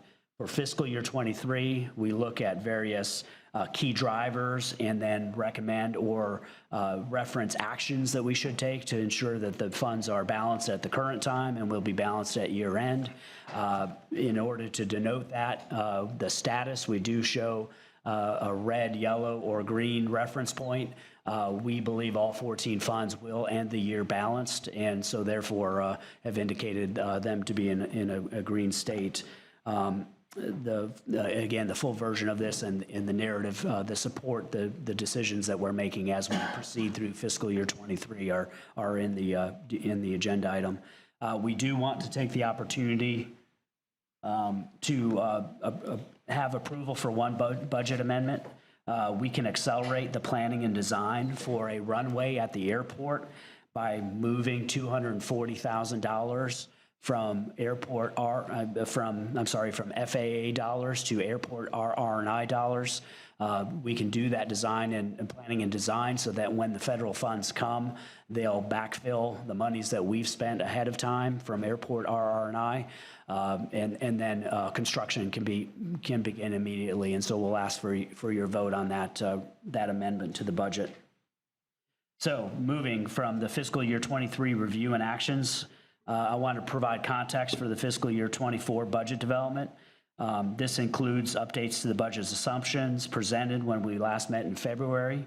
It references a current economic outlook, actions and progress in the organization since February, some clarity that we've received for staff wages, and then progress that we've made in the strategic plan. Very, very simply, speaking to the fiscal year 24 budget development, we have reviewed the economic outlook. We monitor quite a few metrics, but it basically boils down to that expenses are rising, supply chain issues have cost impacts, basic materials like concrete, asphalt are more expensive. It's positive that we have full employment, but that also makes it a very competitive job market, and so market wages are something that we pay attention to, ensure that they're keeping up with inflation. It creates competition in us hiring, and when we look across the state and nation of where we're pulling our talented staff. And so those increasing costs provide services impact us also. We'll show that we're managing these increases and changes well within the various departments of the organization. And we'll take that into account as we move forward in developing the fiscal year 24 budget. Regarding fiscal year 24 budget development, we also take into account the strategic plan. As you well know, we're the national leader in the delivery of public services and are very proud of that in a lot of regards. And we identify under your leadership objectives and targets in the strategic plan, which then guides us in our funding plan. In recent years, the City Commission has prioritized strategic investment in proactive, systematic, long-term solutions to strengthen the community's safety, resiliency, and inclusivity. And as reported in the January strategic plan workshop, we are meeting many of those targets and assumptions, and that's demonstrated here with of 134 targets, 89% have been achieved. And great credit to that funding for these efforts have been achieved within existing general fund resources. That totals $31.5 million in additional work that we've done on behalf of public safety and the community in Tempo for disconnected youth, and TFLA for focused on youth leadership, and TEAM focused on mental illness, gun violence mitigation, as we heard the discussion earlier today. The partnership with the Council on the Status of Men and Boys and the Real-Time Crime Center. I want to assure you that the fiscal year 24 budget, as we've looked forward and made estimates, continues these achievements with $7.3 million in the general fund devoted to those efforts. And I'll go more in depth on some of the details of that later in the presentation. We've been able to, the fiscal year 24 budget development continues increased investment in previously approved priorities. The list is here, and that $1.8 million for Tempo, $290,000 for TFLA. As we move down the list, $301,000 for the Real-Time Crime Center, which I can speak in more detail as we talk about public safety. These details are assumed in the upcoming budget preparation.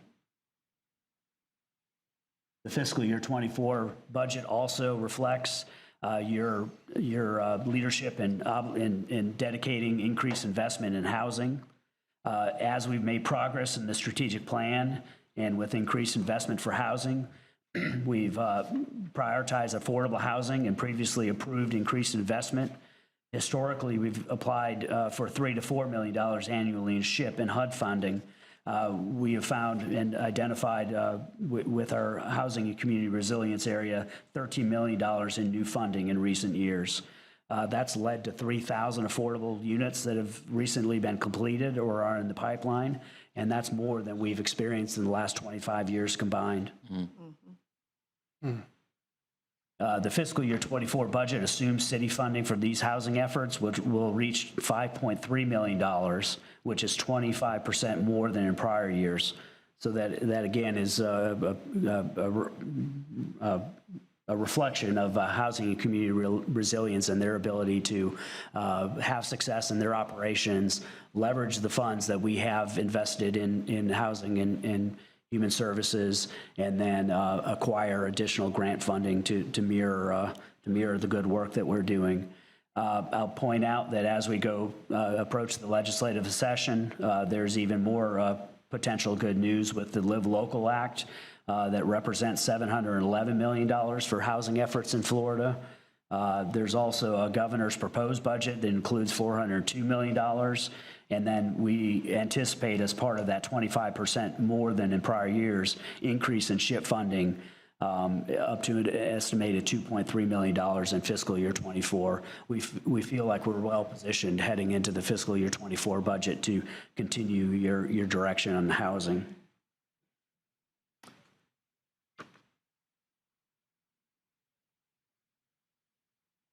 As I mentioned in the earlier slide, increased investment has been directed to us for public safety programs. I'd mentioned Tempo and TIFLA and some of the other team programs, but there's also been then, as you well know, collaborative efforts between TPD, Leon County Sheriffs, and FSU PD for the Real-Time Crime Center. The city and county and FSU have committed $2.5 million in funding to support the initial infrastructure investment. TPD staffing has been committed. Approximately 7 individuals are now working with that real-time crime center. And then we've also recognized a Smart Policing Initiative grant from the Bureau of Justice Assistance to help us continue funding and expansion of that center. As we have talked about public safety investment through TIFLA and TEAM and Tempo, the Real-Time Crime Center with partners, we have evaluated where we are with public safety. Similar to housing, we look back to see what we've accomplished. We see what has worked well. We see what has been then realized as an expansion of that investment. And similarly with housing, we're now looking at public safety. So looking at where we are today and where we want to be according to the strategic plan, there are great challenges to be met. TPD remains the most active law enforcement agency in the region, responding to 80% of the incidents in Leon County. According to the FBI, in 1990, the city's officers per capita stood at 79% of the national average, and then by 2020 dropped to 52%. That is a reference to the charts that you see to the right, the FDLE 2021 Criminal Justice Agency Profile Report, and then the municipal cost comparison where we compare ourselves against similar communities. So to align ourselves with that current average number of officers per capita of peer cities, the city would require 100 additional officers and or 330 officers to align with the current national average. Those are stark statistics and brought us to the realization of where we are. On an officer per square mile basis, the city has 41.5% fewer officers than the average of our peer cities in the municipal cost comparison. Long-term investment and how do we compare is something we look at routinely. So the majority of patrol officers time is spent responding to calls for service, resulting in fewer officers available to engage in proactive community policing and patrol efforts, and less sustained focus on violent crime. Through City Commission priorities to reduce violent crime by 10% per the strategic plan, the city has invested the $31.5 million the last 5 years in public safety initiatives. As I mentioned, Tempo, TIFLA, TEAM, Neighborhood First Plans, gun violence, mitigation efforts, the Capital Region Real-Time Crime Center, and the Council on the Status of Men and Boys. But to further address the need, staff recommends to increase the fiscal year 24 budget by $9.5 million to accommodate the following investments. We're requesting $1.9 million for advanced technology and investigative resources. We're requesting wages for additional officers. The additional investment in TPD wages would provide a tool for recruitment and retention, but also then reflect an increased workforce. That would be 20 additional officers for patrol purposes. As this $9.5 million was recognized from technology to wages to additional officers, we know that then its direct impact is on the general fund. And so I'd like to spend some time talking about the general fund and its capacity for that additional investment. Current fiscal year 24 projections reflect balanced revenues and expenses for the 13 enterprise funds. These 13 funds are established to support the city services that are funded by rates and fees. Thank you. And charges, these include airport, fire, electric, gas, water, sewer, stormwater, solid waste, building inspection, Star Metro, golf courses, cemeteries, and a donation fund. We feel like as we have gone through the process of balancing these budgets on an annual basis, as we have developed rates and fees for their services and the revenue stays within those funds, that we are in a good place moving forward in fiscal year 24. And those revenues and expenses for each of these funds are accounted for separately to ensure that the cost of the service that people pay for is tied directly to the specific users who benefit from those services. Looking ahead, the city's general fund expenses are estimated to be $203.0 million, reflecting the deficit of $9.5 million that I mentioned.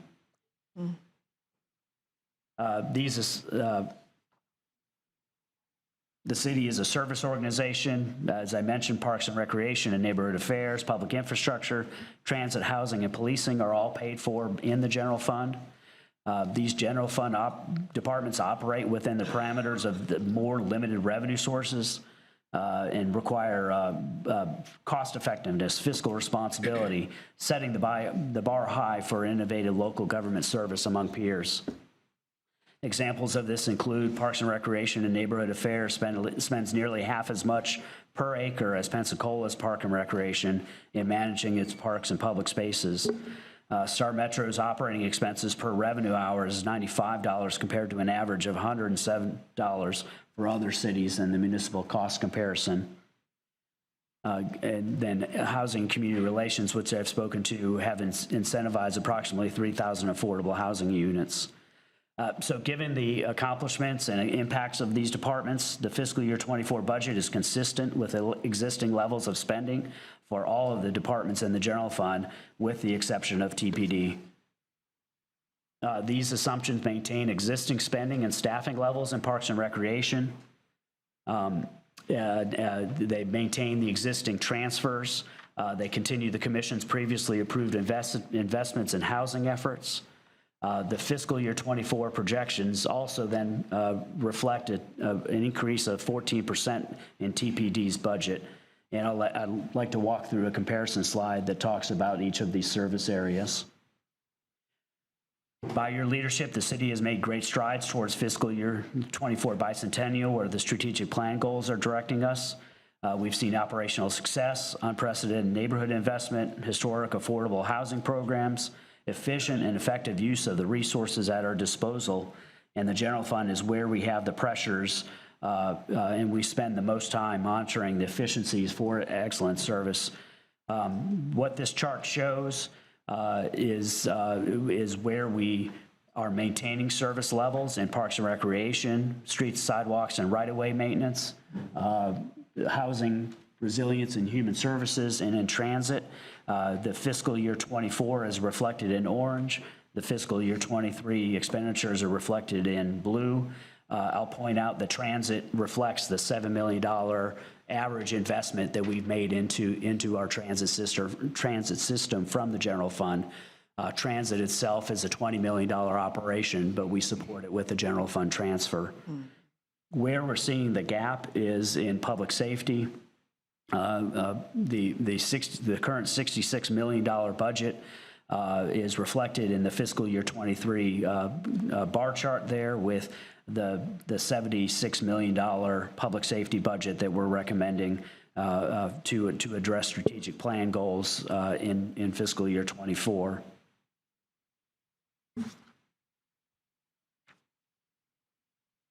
These are very familiar slides. The details are in the agenda item. I do want to give great credit because we are asking other general fund departments to maintain their high service levels, to accomplish what they've accomplished in the past with inflationary pressures, with wage pressures. When these dollars, when we talk about the general fund and meeting and exceeding strategic plan goals, we speak to Parks and Recreation, for example. Ashley and her staff do phenomenal work that's underrepresented by just saying that they're doing parks and maintenance, and the list of activities that they're involved in, and the facilities that they operate, and the acres of land are fantastic, but it's no better demonstrated than being best in America.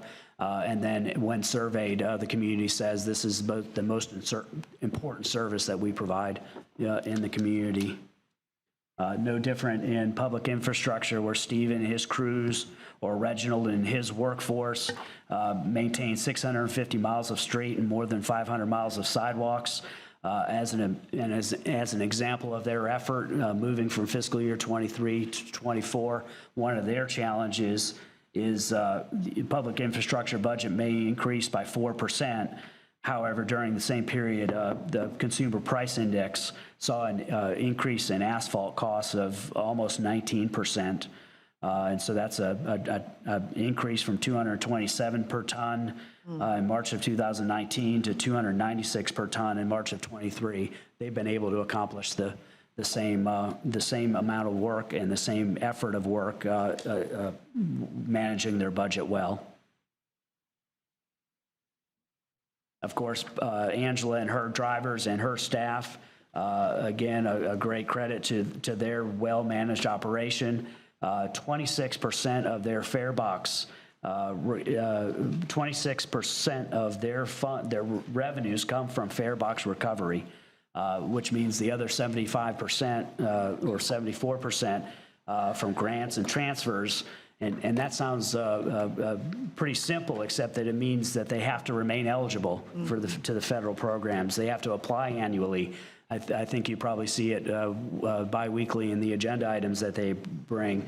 They have to be federally compliant every day, and then most importantly, drive safely.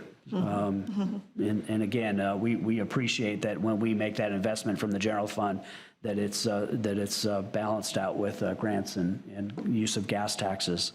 I don't know that any more needs to be said about Kimball and his team. Your direction for housing and community resilience is clear.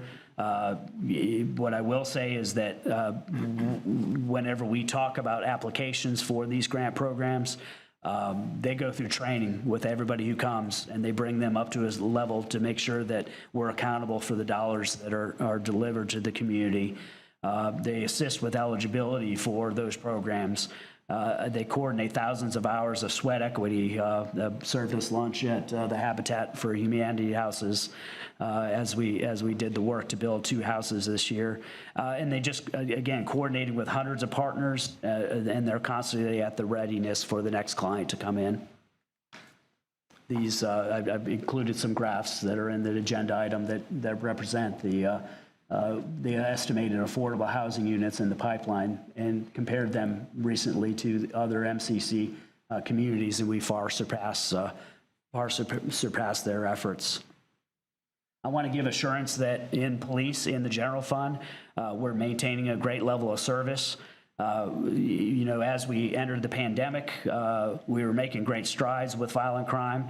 That pandemic changed everybody's momentum. And we're aware of the current issues with violent crime. Great credit to Chief Revel and his staff.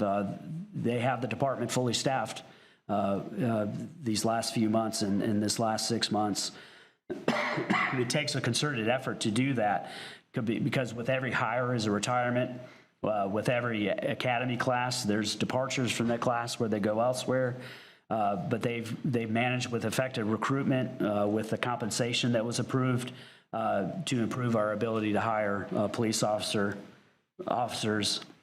And so our recommendation is based on, we believe it's time to grow to make progress in patrol, to balance on-street engagement and community policing. We believe it's time to grow, doing investigations to solve crimes. And so that wages new officers, technology, where we are in the MCC and with comparable communities, we believe that this is the right time, but we will maintain the level of service that we've enjoyed up until now. Excuse me. Synchronized coughing. My fear in talking to Christian was he was coughing earlier in the week. He mentioned it to me, and then I started coughing. Now I'm afraid that I'm going to set him off. Thank you. We all carry these around. Just very, very directly, the general fund expenditures and revenues have been placed side by side in these slides, and we've talked a lot about parks and recreation, public infrastructure, housing and community relations, and in the general fund transit. And so on the left are that represents the expenditures that we expect to spend in fiscal year 24. The police budget is 37%, parks 14%. I mentioned public infrastructure, and you'll also see a large amount there for transfers. So to balance out those expenditures, on the right-hand side, we've got the most significant revenues that we have control over. And those impact our priorities. Those that impact our priorities are property taxes and the general fund transfer, the two largest pieces of the pie. I think you acknowledge that the general fund transfer has received close attention in the legislature, not just this year, but in prior years, but most notably this year. Bills are proposed that would affect the formula for the amount of revenue that can be used to defray non-tax-paying users of our services. But at the same time, they're proposing changes to governance based on the transfers in electric rates. We have been 40% lower than many providers in the state, and as such, the general fund transfer has brought this process and allowed us to continue that responsible rate making. The general fund revenue includes 31% of our budget in the property taxes. The 4.1 mils is well below the 10 mil cap established by state law. We listened to the workshop yesterday where the county is also talking about changes to their millage rate for EMS, and then also potential changes for the Florida retirement system. And so their 8.8 mils will have to accommodate that also. Over the past 7 years, the city's been able to fund essential general government services while making historical investments in community needs and strategic commission priorities, all while holding the property taxes flat. To do this, the city has relied on the ingenuity of city management and the ability of general fund departments to manage within a constrained budget environment. While the 13 enterprise funds will be balanced for fiscal year 24, the general fund has a projected deficit. Services in general fund departments like Parks and Recreation, Neighborhood Fairs, Housing and Community Resilience, and Star Metro are cost-effective versus their peers while providing similar or greater service levels. And as a result, a consistent level of investment from fiscal year 23 is recommended for fiscal year 24 for these departments.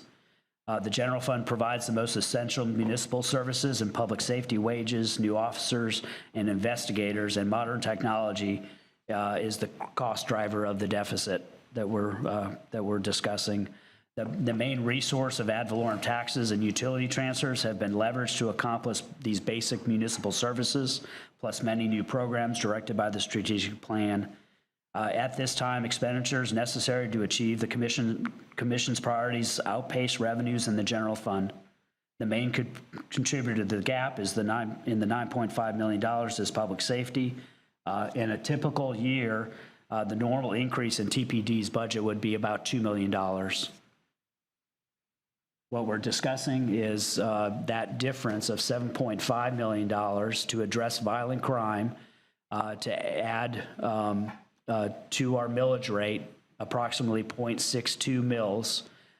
This new millage rate of 4.72 mils would result in an increase of approximately $139 per year, or about $12 per month for a typical household. We've done similar analysis of local small businesses and feel that it's very similar to that, $159 per year, $13 per month, which would be about a 3.3% increase in the tax bill.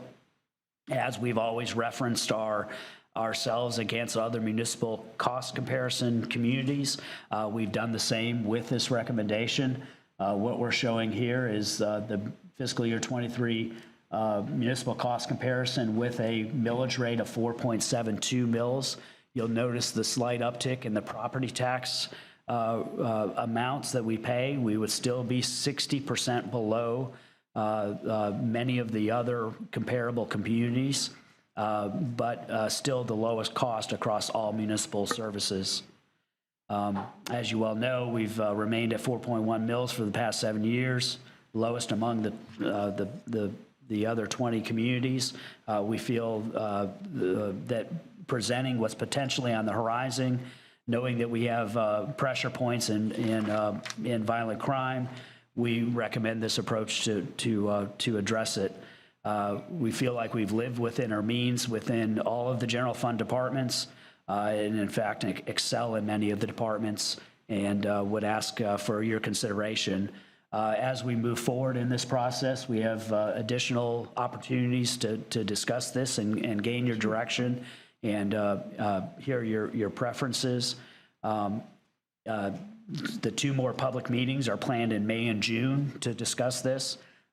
We've laid out this millage and what effect it would have on a local residential and commercial property taxpayer.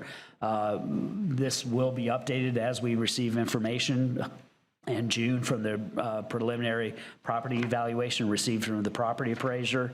We'll have a budget workshop, as I mentioned, in June, and then we'll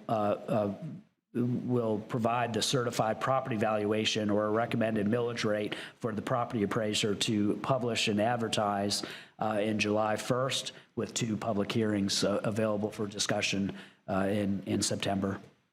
And with that, I request your feedback.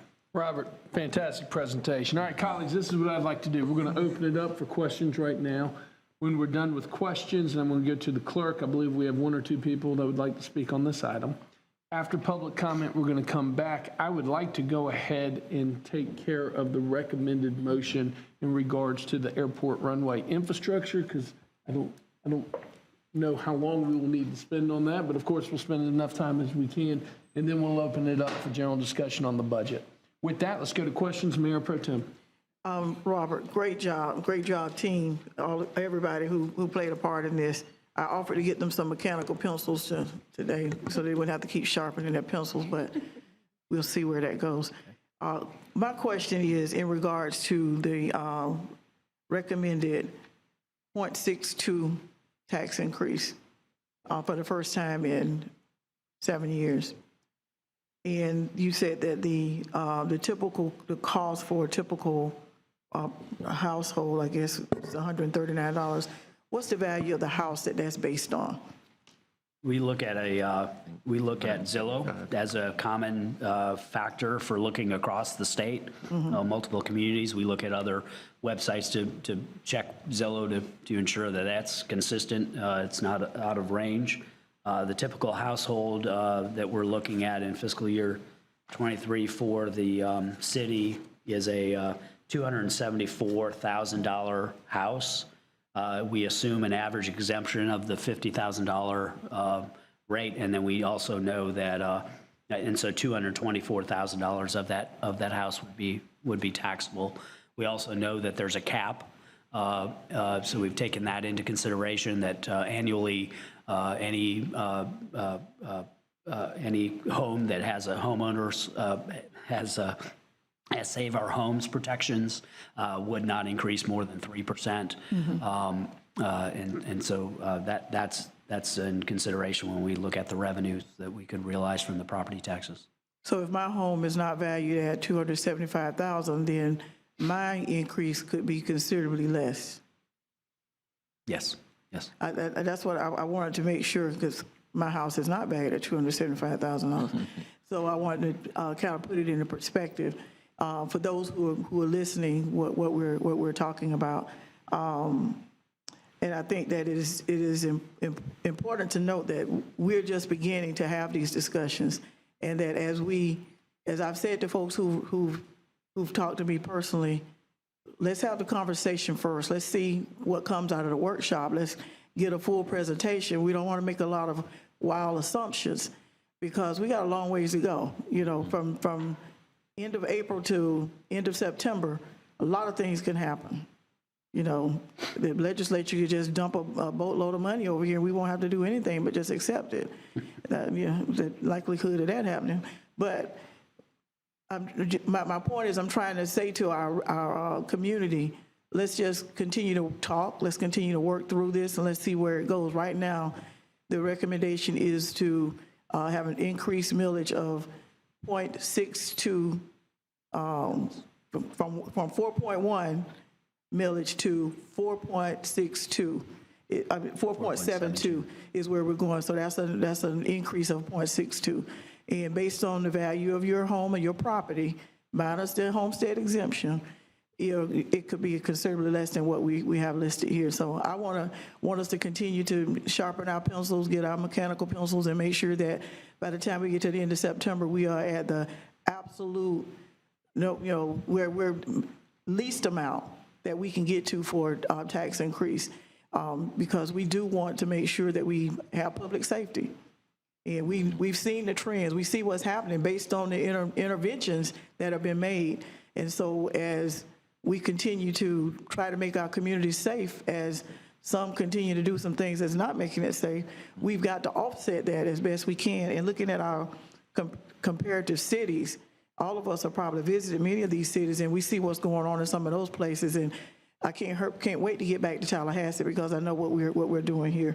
So again, thank you for that. For clarification, I wanted to make sure that it was clear that the increase could stay here, or it could be less by the time we get to the end of September, and it is based on your property value.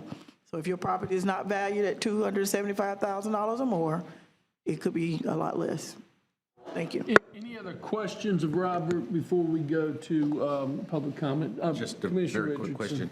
Robert, prior to 7 years ago, when was the last time we had increased our millage rate, if you can recall? We moved our millage rate from 3.7 mils to 4.2 mils in fiscal year 2017. Help team, help. 2017. So we went from 3.7 mils to 4.2 mils in 2017. As we adopted the 2018 budget, we rolled back the millage by 1/10 of a mil to get to the current to the current 4.1 mils. Okay, but how long had it been prior to that increase? If you can recall. Sure. I know it had been a long time, because It had been. Commissioner, I think I have the answer. I think it precedes most of our tenure, but it was at least 10 years prior to that. So the millage rates have remained very steady. As Robert said, 7 and 8 years ago, there was changes, but prior to that, it was even more than a decade. And that's been consistent to keep the millage rate in place as long as possible. right.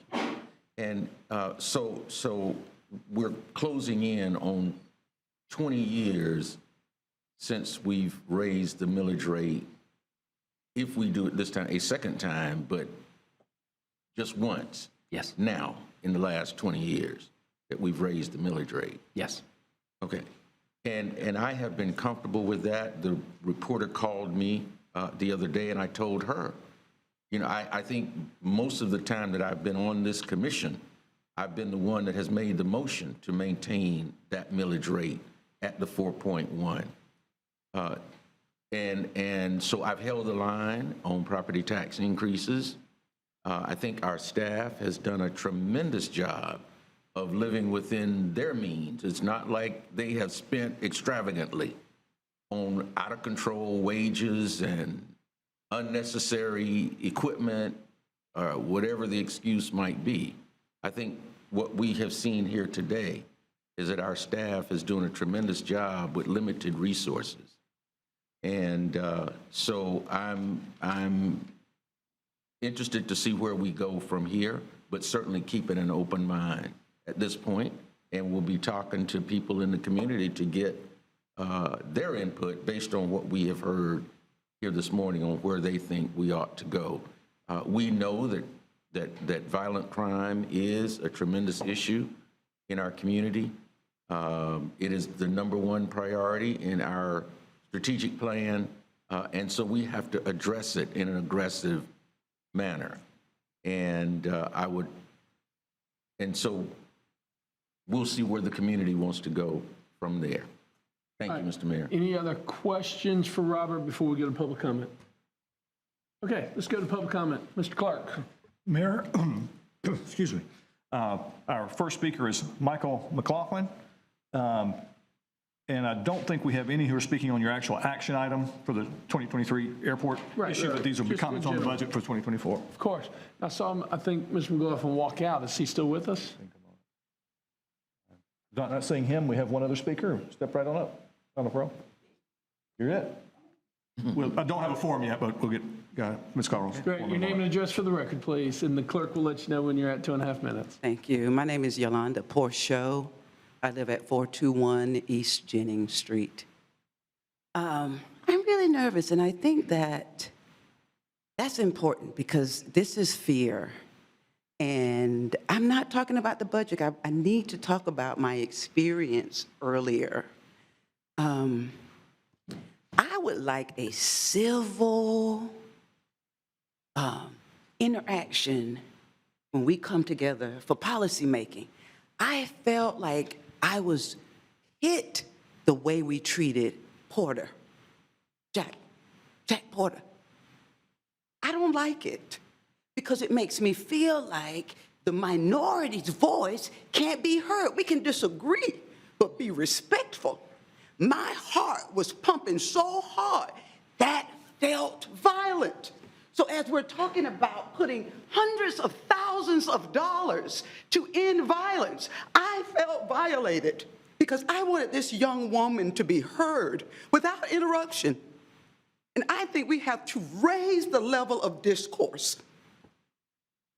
We need to be an example that dissenting voices can be heard with the utmost respect.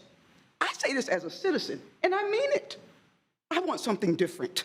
We don't have to be in the minority, in the majority, to be treated with dignity and respect. And I'm going to tell you this, and I want to be like too, but I want to say I think that it might be good for this body to do like team building or go away somewhere and fall in love, because there's a lot to be done. Thank you for your time. Thank you. Any other public comment on the budget? Mayor, I don't have any other cards. I'm taking a quick look and don't see anybody bringing me any additional ones. Oh. Yeah, come on up to the podium. Your name and address for the record, please. And if you won't mind, go ahead and just fill out a card afterwards. Yeah, sure will, Mayor. Cool. Thank you. Brad Jackson, 2632 Bantry Bay Drive here in Tallahassee. So going back to, and I have a question written out. So when we were talking about the millage rate and it was based on a house that was $274,000, but then also taking into account, homestead exemption and things like that. So here's my question. What would be the amount roughly for a non-homesteaded home that values between like $150,000 or $200,000?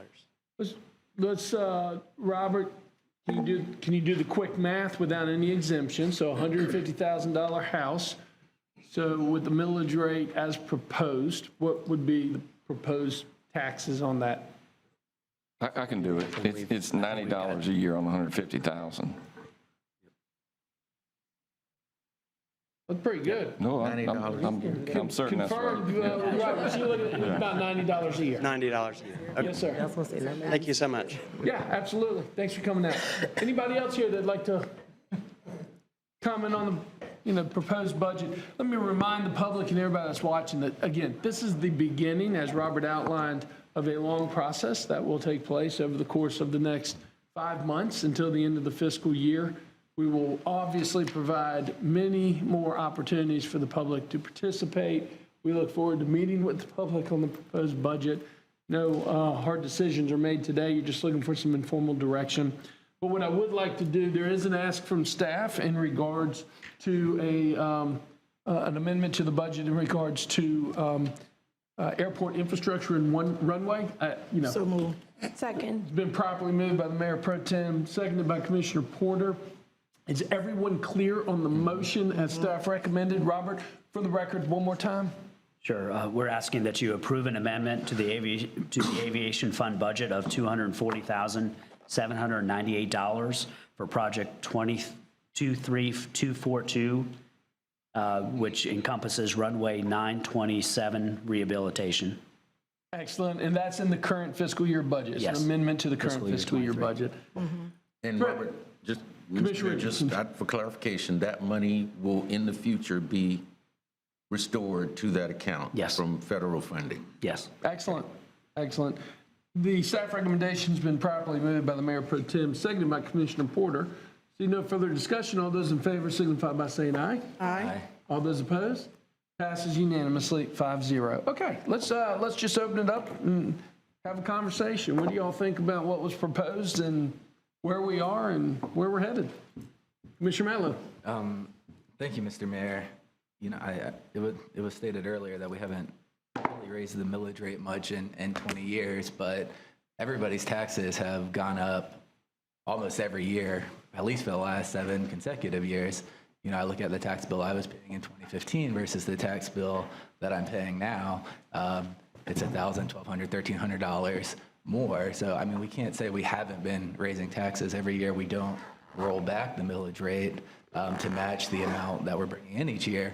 We're raising taxes, and that's the point of a growing city. We don't need to raise our millage rate because we're encouraging density. We're encouraging developers to build large-scale projects that really add to our tax base. And I think we should be able to meet our most basic priorities the same way we have for this last 7 years at least, and just maintain the millage rate at 4.1. We've been able to do it every year. I don't see pressures on this budget that make it less difficult or more difficult to make ends meet. But I very much believe that we shouldn't be coming out of the gate entertaining a millage rate increase, especially since we haven't even seen property valuations, because we can say it's going to raise your tax bill $12, and then the county's going to pass their EMS rate. I don't know how many dollars that's going to add.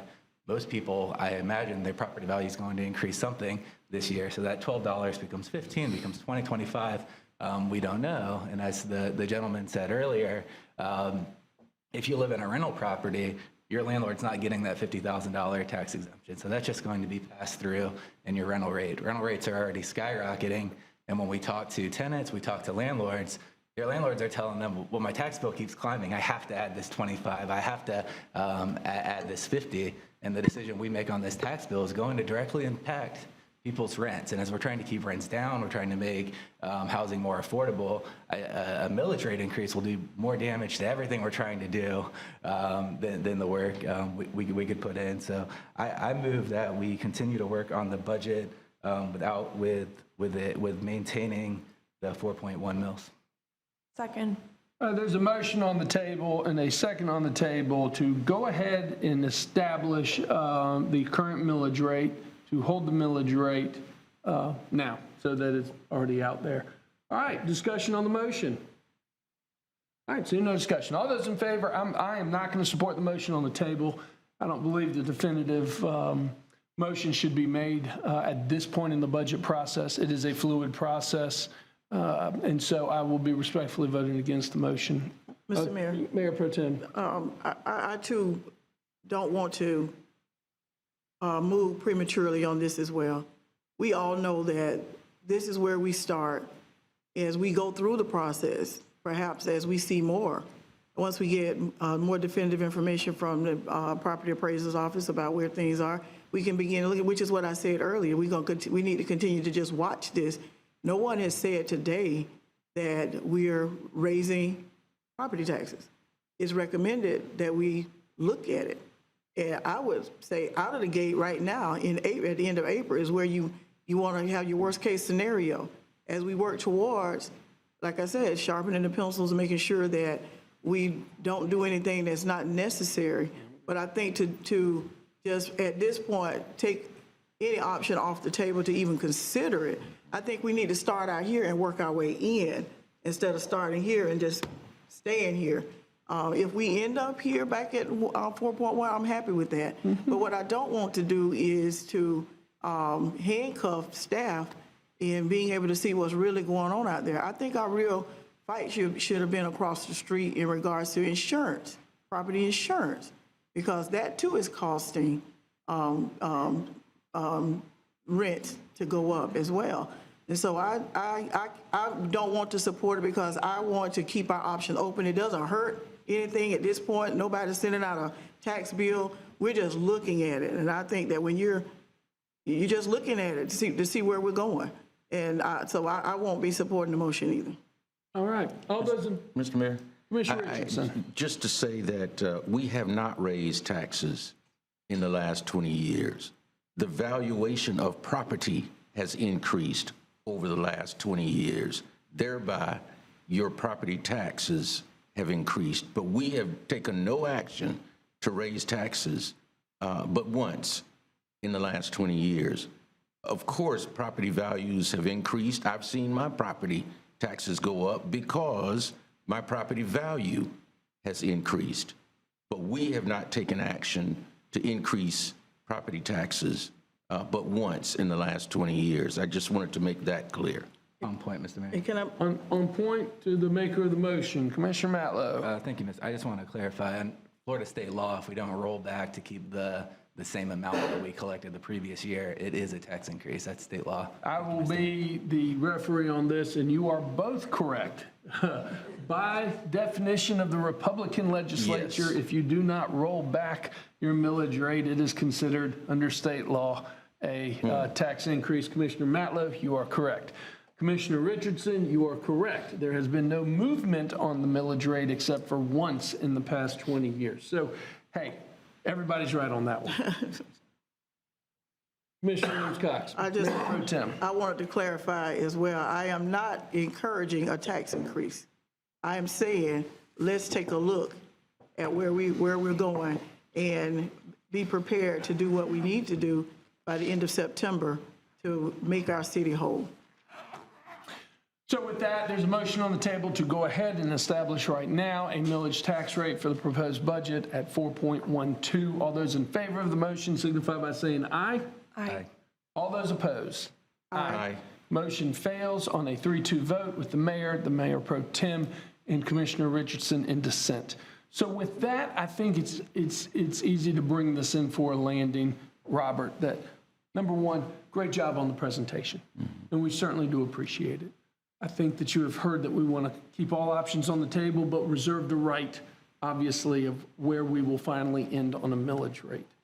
I am proud of this city. I look at the departments that we fund through general revenue. We have the third oldest police department in the nation and the longest accredited police department in the nation. And by the way, isn't it true the investigative team 2 years ago was ranked in the top 5 internationally in the world? I mean, Parks and Rec, number one, DC? Number one. I apologize. Number one. You know, our Parks and Recreation Department, which is funded by general revenue, is nationally recognized as being one of the best in the nation. I can go department by department. You know, when we look at fleet and underground utilities, out of 16,000 plus municipalities in the United States, they're ranked in the top 20. I mean, we are nationally ranked, and it's an honor to work and serve with each and every one of you. I also realize that a lot of the additional cost of doing business are also directions that have come from this board. I mean, there has to be a recognition of when we tell you we want to implement the real-time crime center in conjunction with the sheriff's office and with the university partners, that will cost money. Because of the fact that public safety is the #1 priority of this city commission, as it's been stated over and over and over again, we have to make sure that we are properly funding our law enforcement community that can support and protect our neighborhoods. I'm also very pleased and comfortable, Robert, with where we're going. Before you, we talked about how we can stop violent crime, and we're taking a holistic approach. It's not just how we are funding law enforcement, but what are the measures that we can take with our community partners to try to stop the violent crime in advance. And I think I speak for all 5 of us that we're all committed to keeping this community safe and investing in this community and being able to move forward. So you did not ask for any specific direction because it's so early on in the budget process, but I think that what you're hearing is we're just going to keep all options on the table and continue to listen and learn. How is the legislature going to impact us? What do the appraised numbers look like from the property appraiser's office? What are the other variables that play into supply chain demands on the economy, inflation? And we're just going to continue this journey together. I feel very confident that we will pass a balanced budget by law by the end of the fiscal year. We're going to engage the citizens. We're going to make sure that this is truly a budget that the community can wrap their arms around. It's not going to be easy. It's going to be difficult, but I think we're all committed to it. With that, let's end on a positive note. I know that we have a 3 o'clock City Commission meeting. I look forward to seeing everybody there. Let me thank in advance Facilities Management for the breakdown of this table for the workshop and the restructuring of the room before 3 o'clock. Y'all do a great job. We stand adjourned. All right.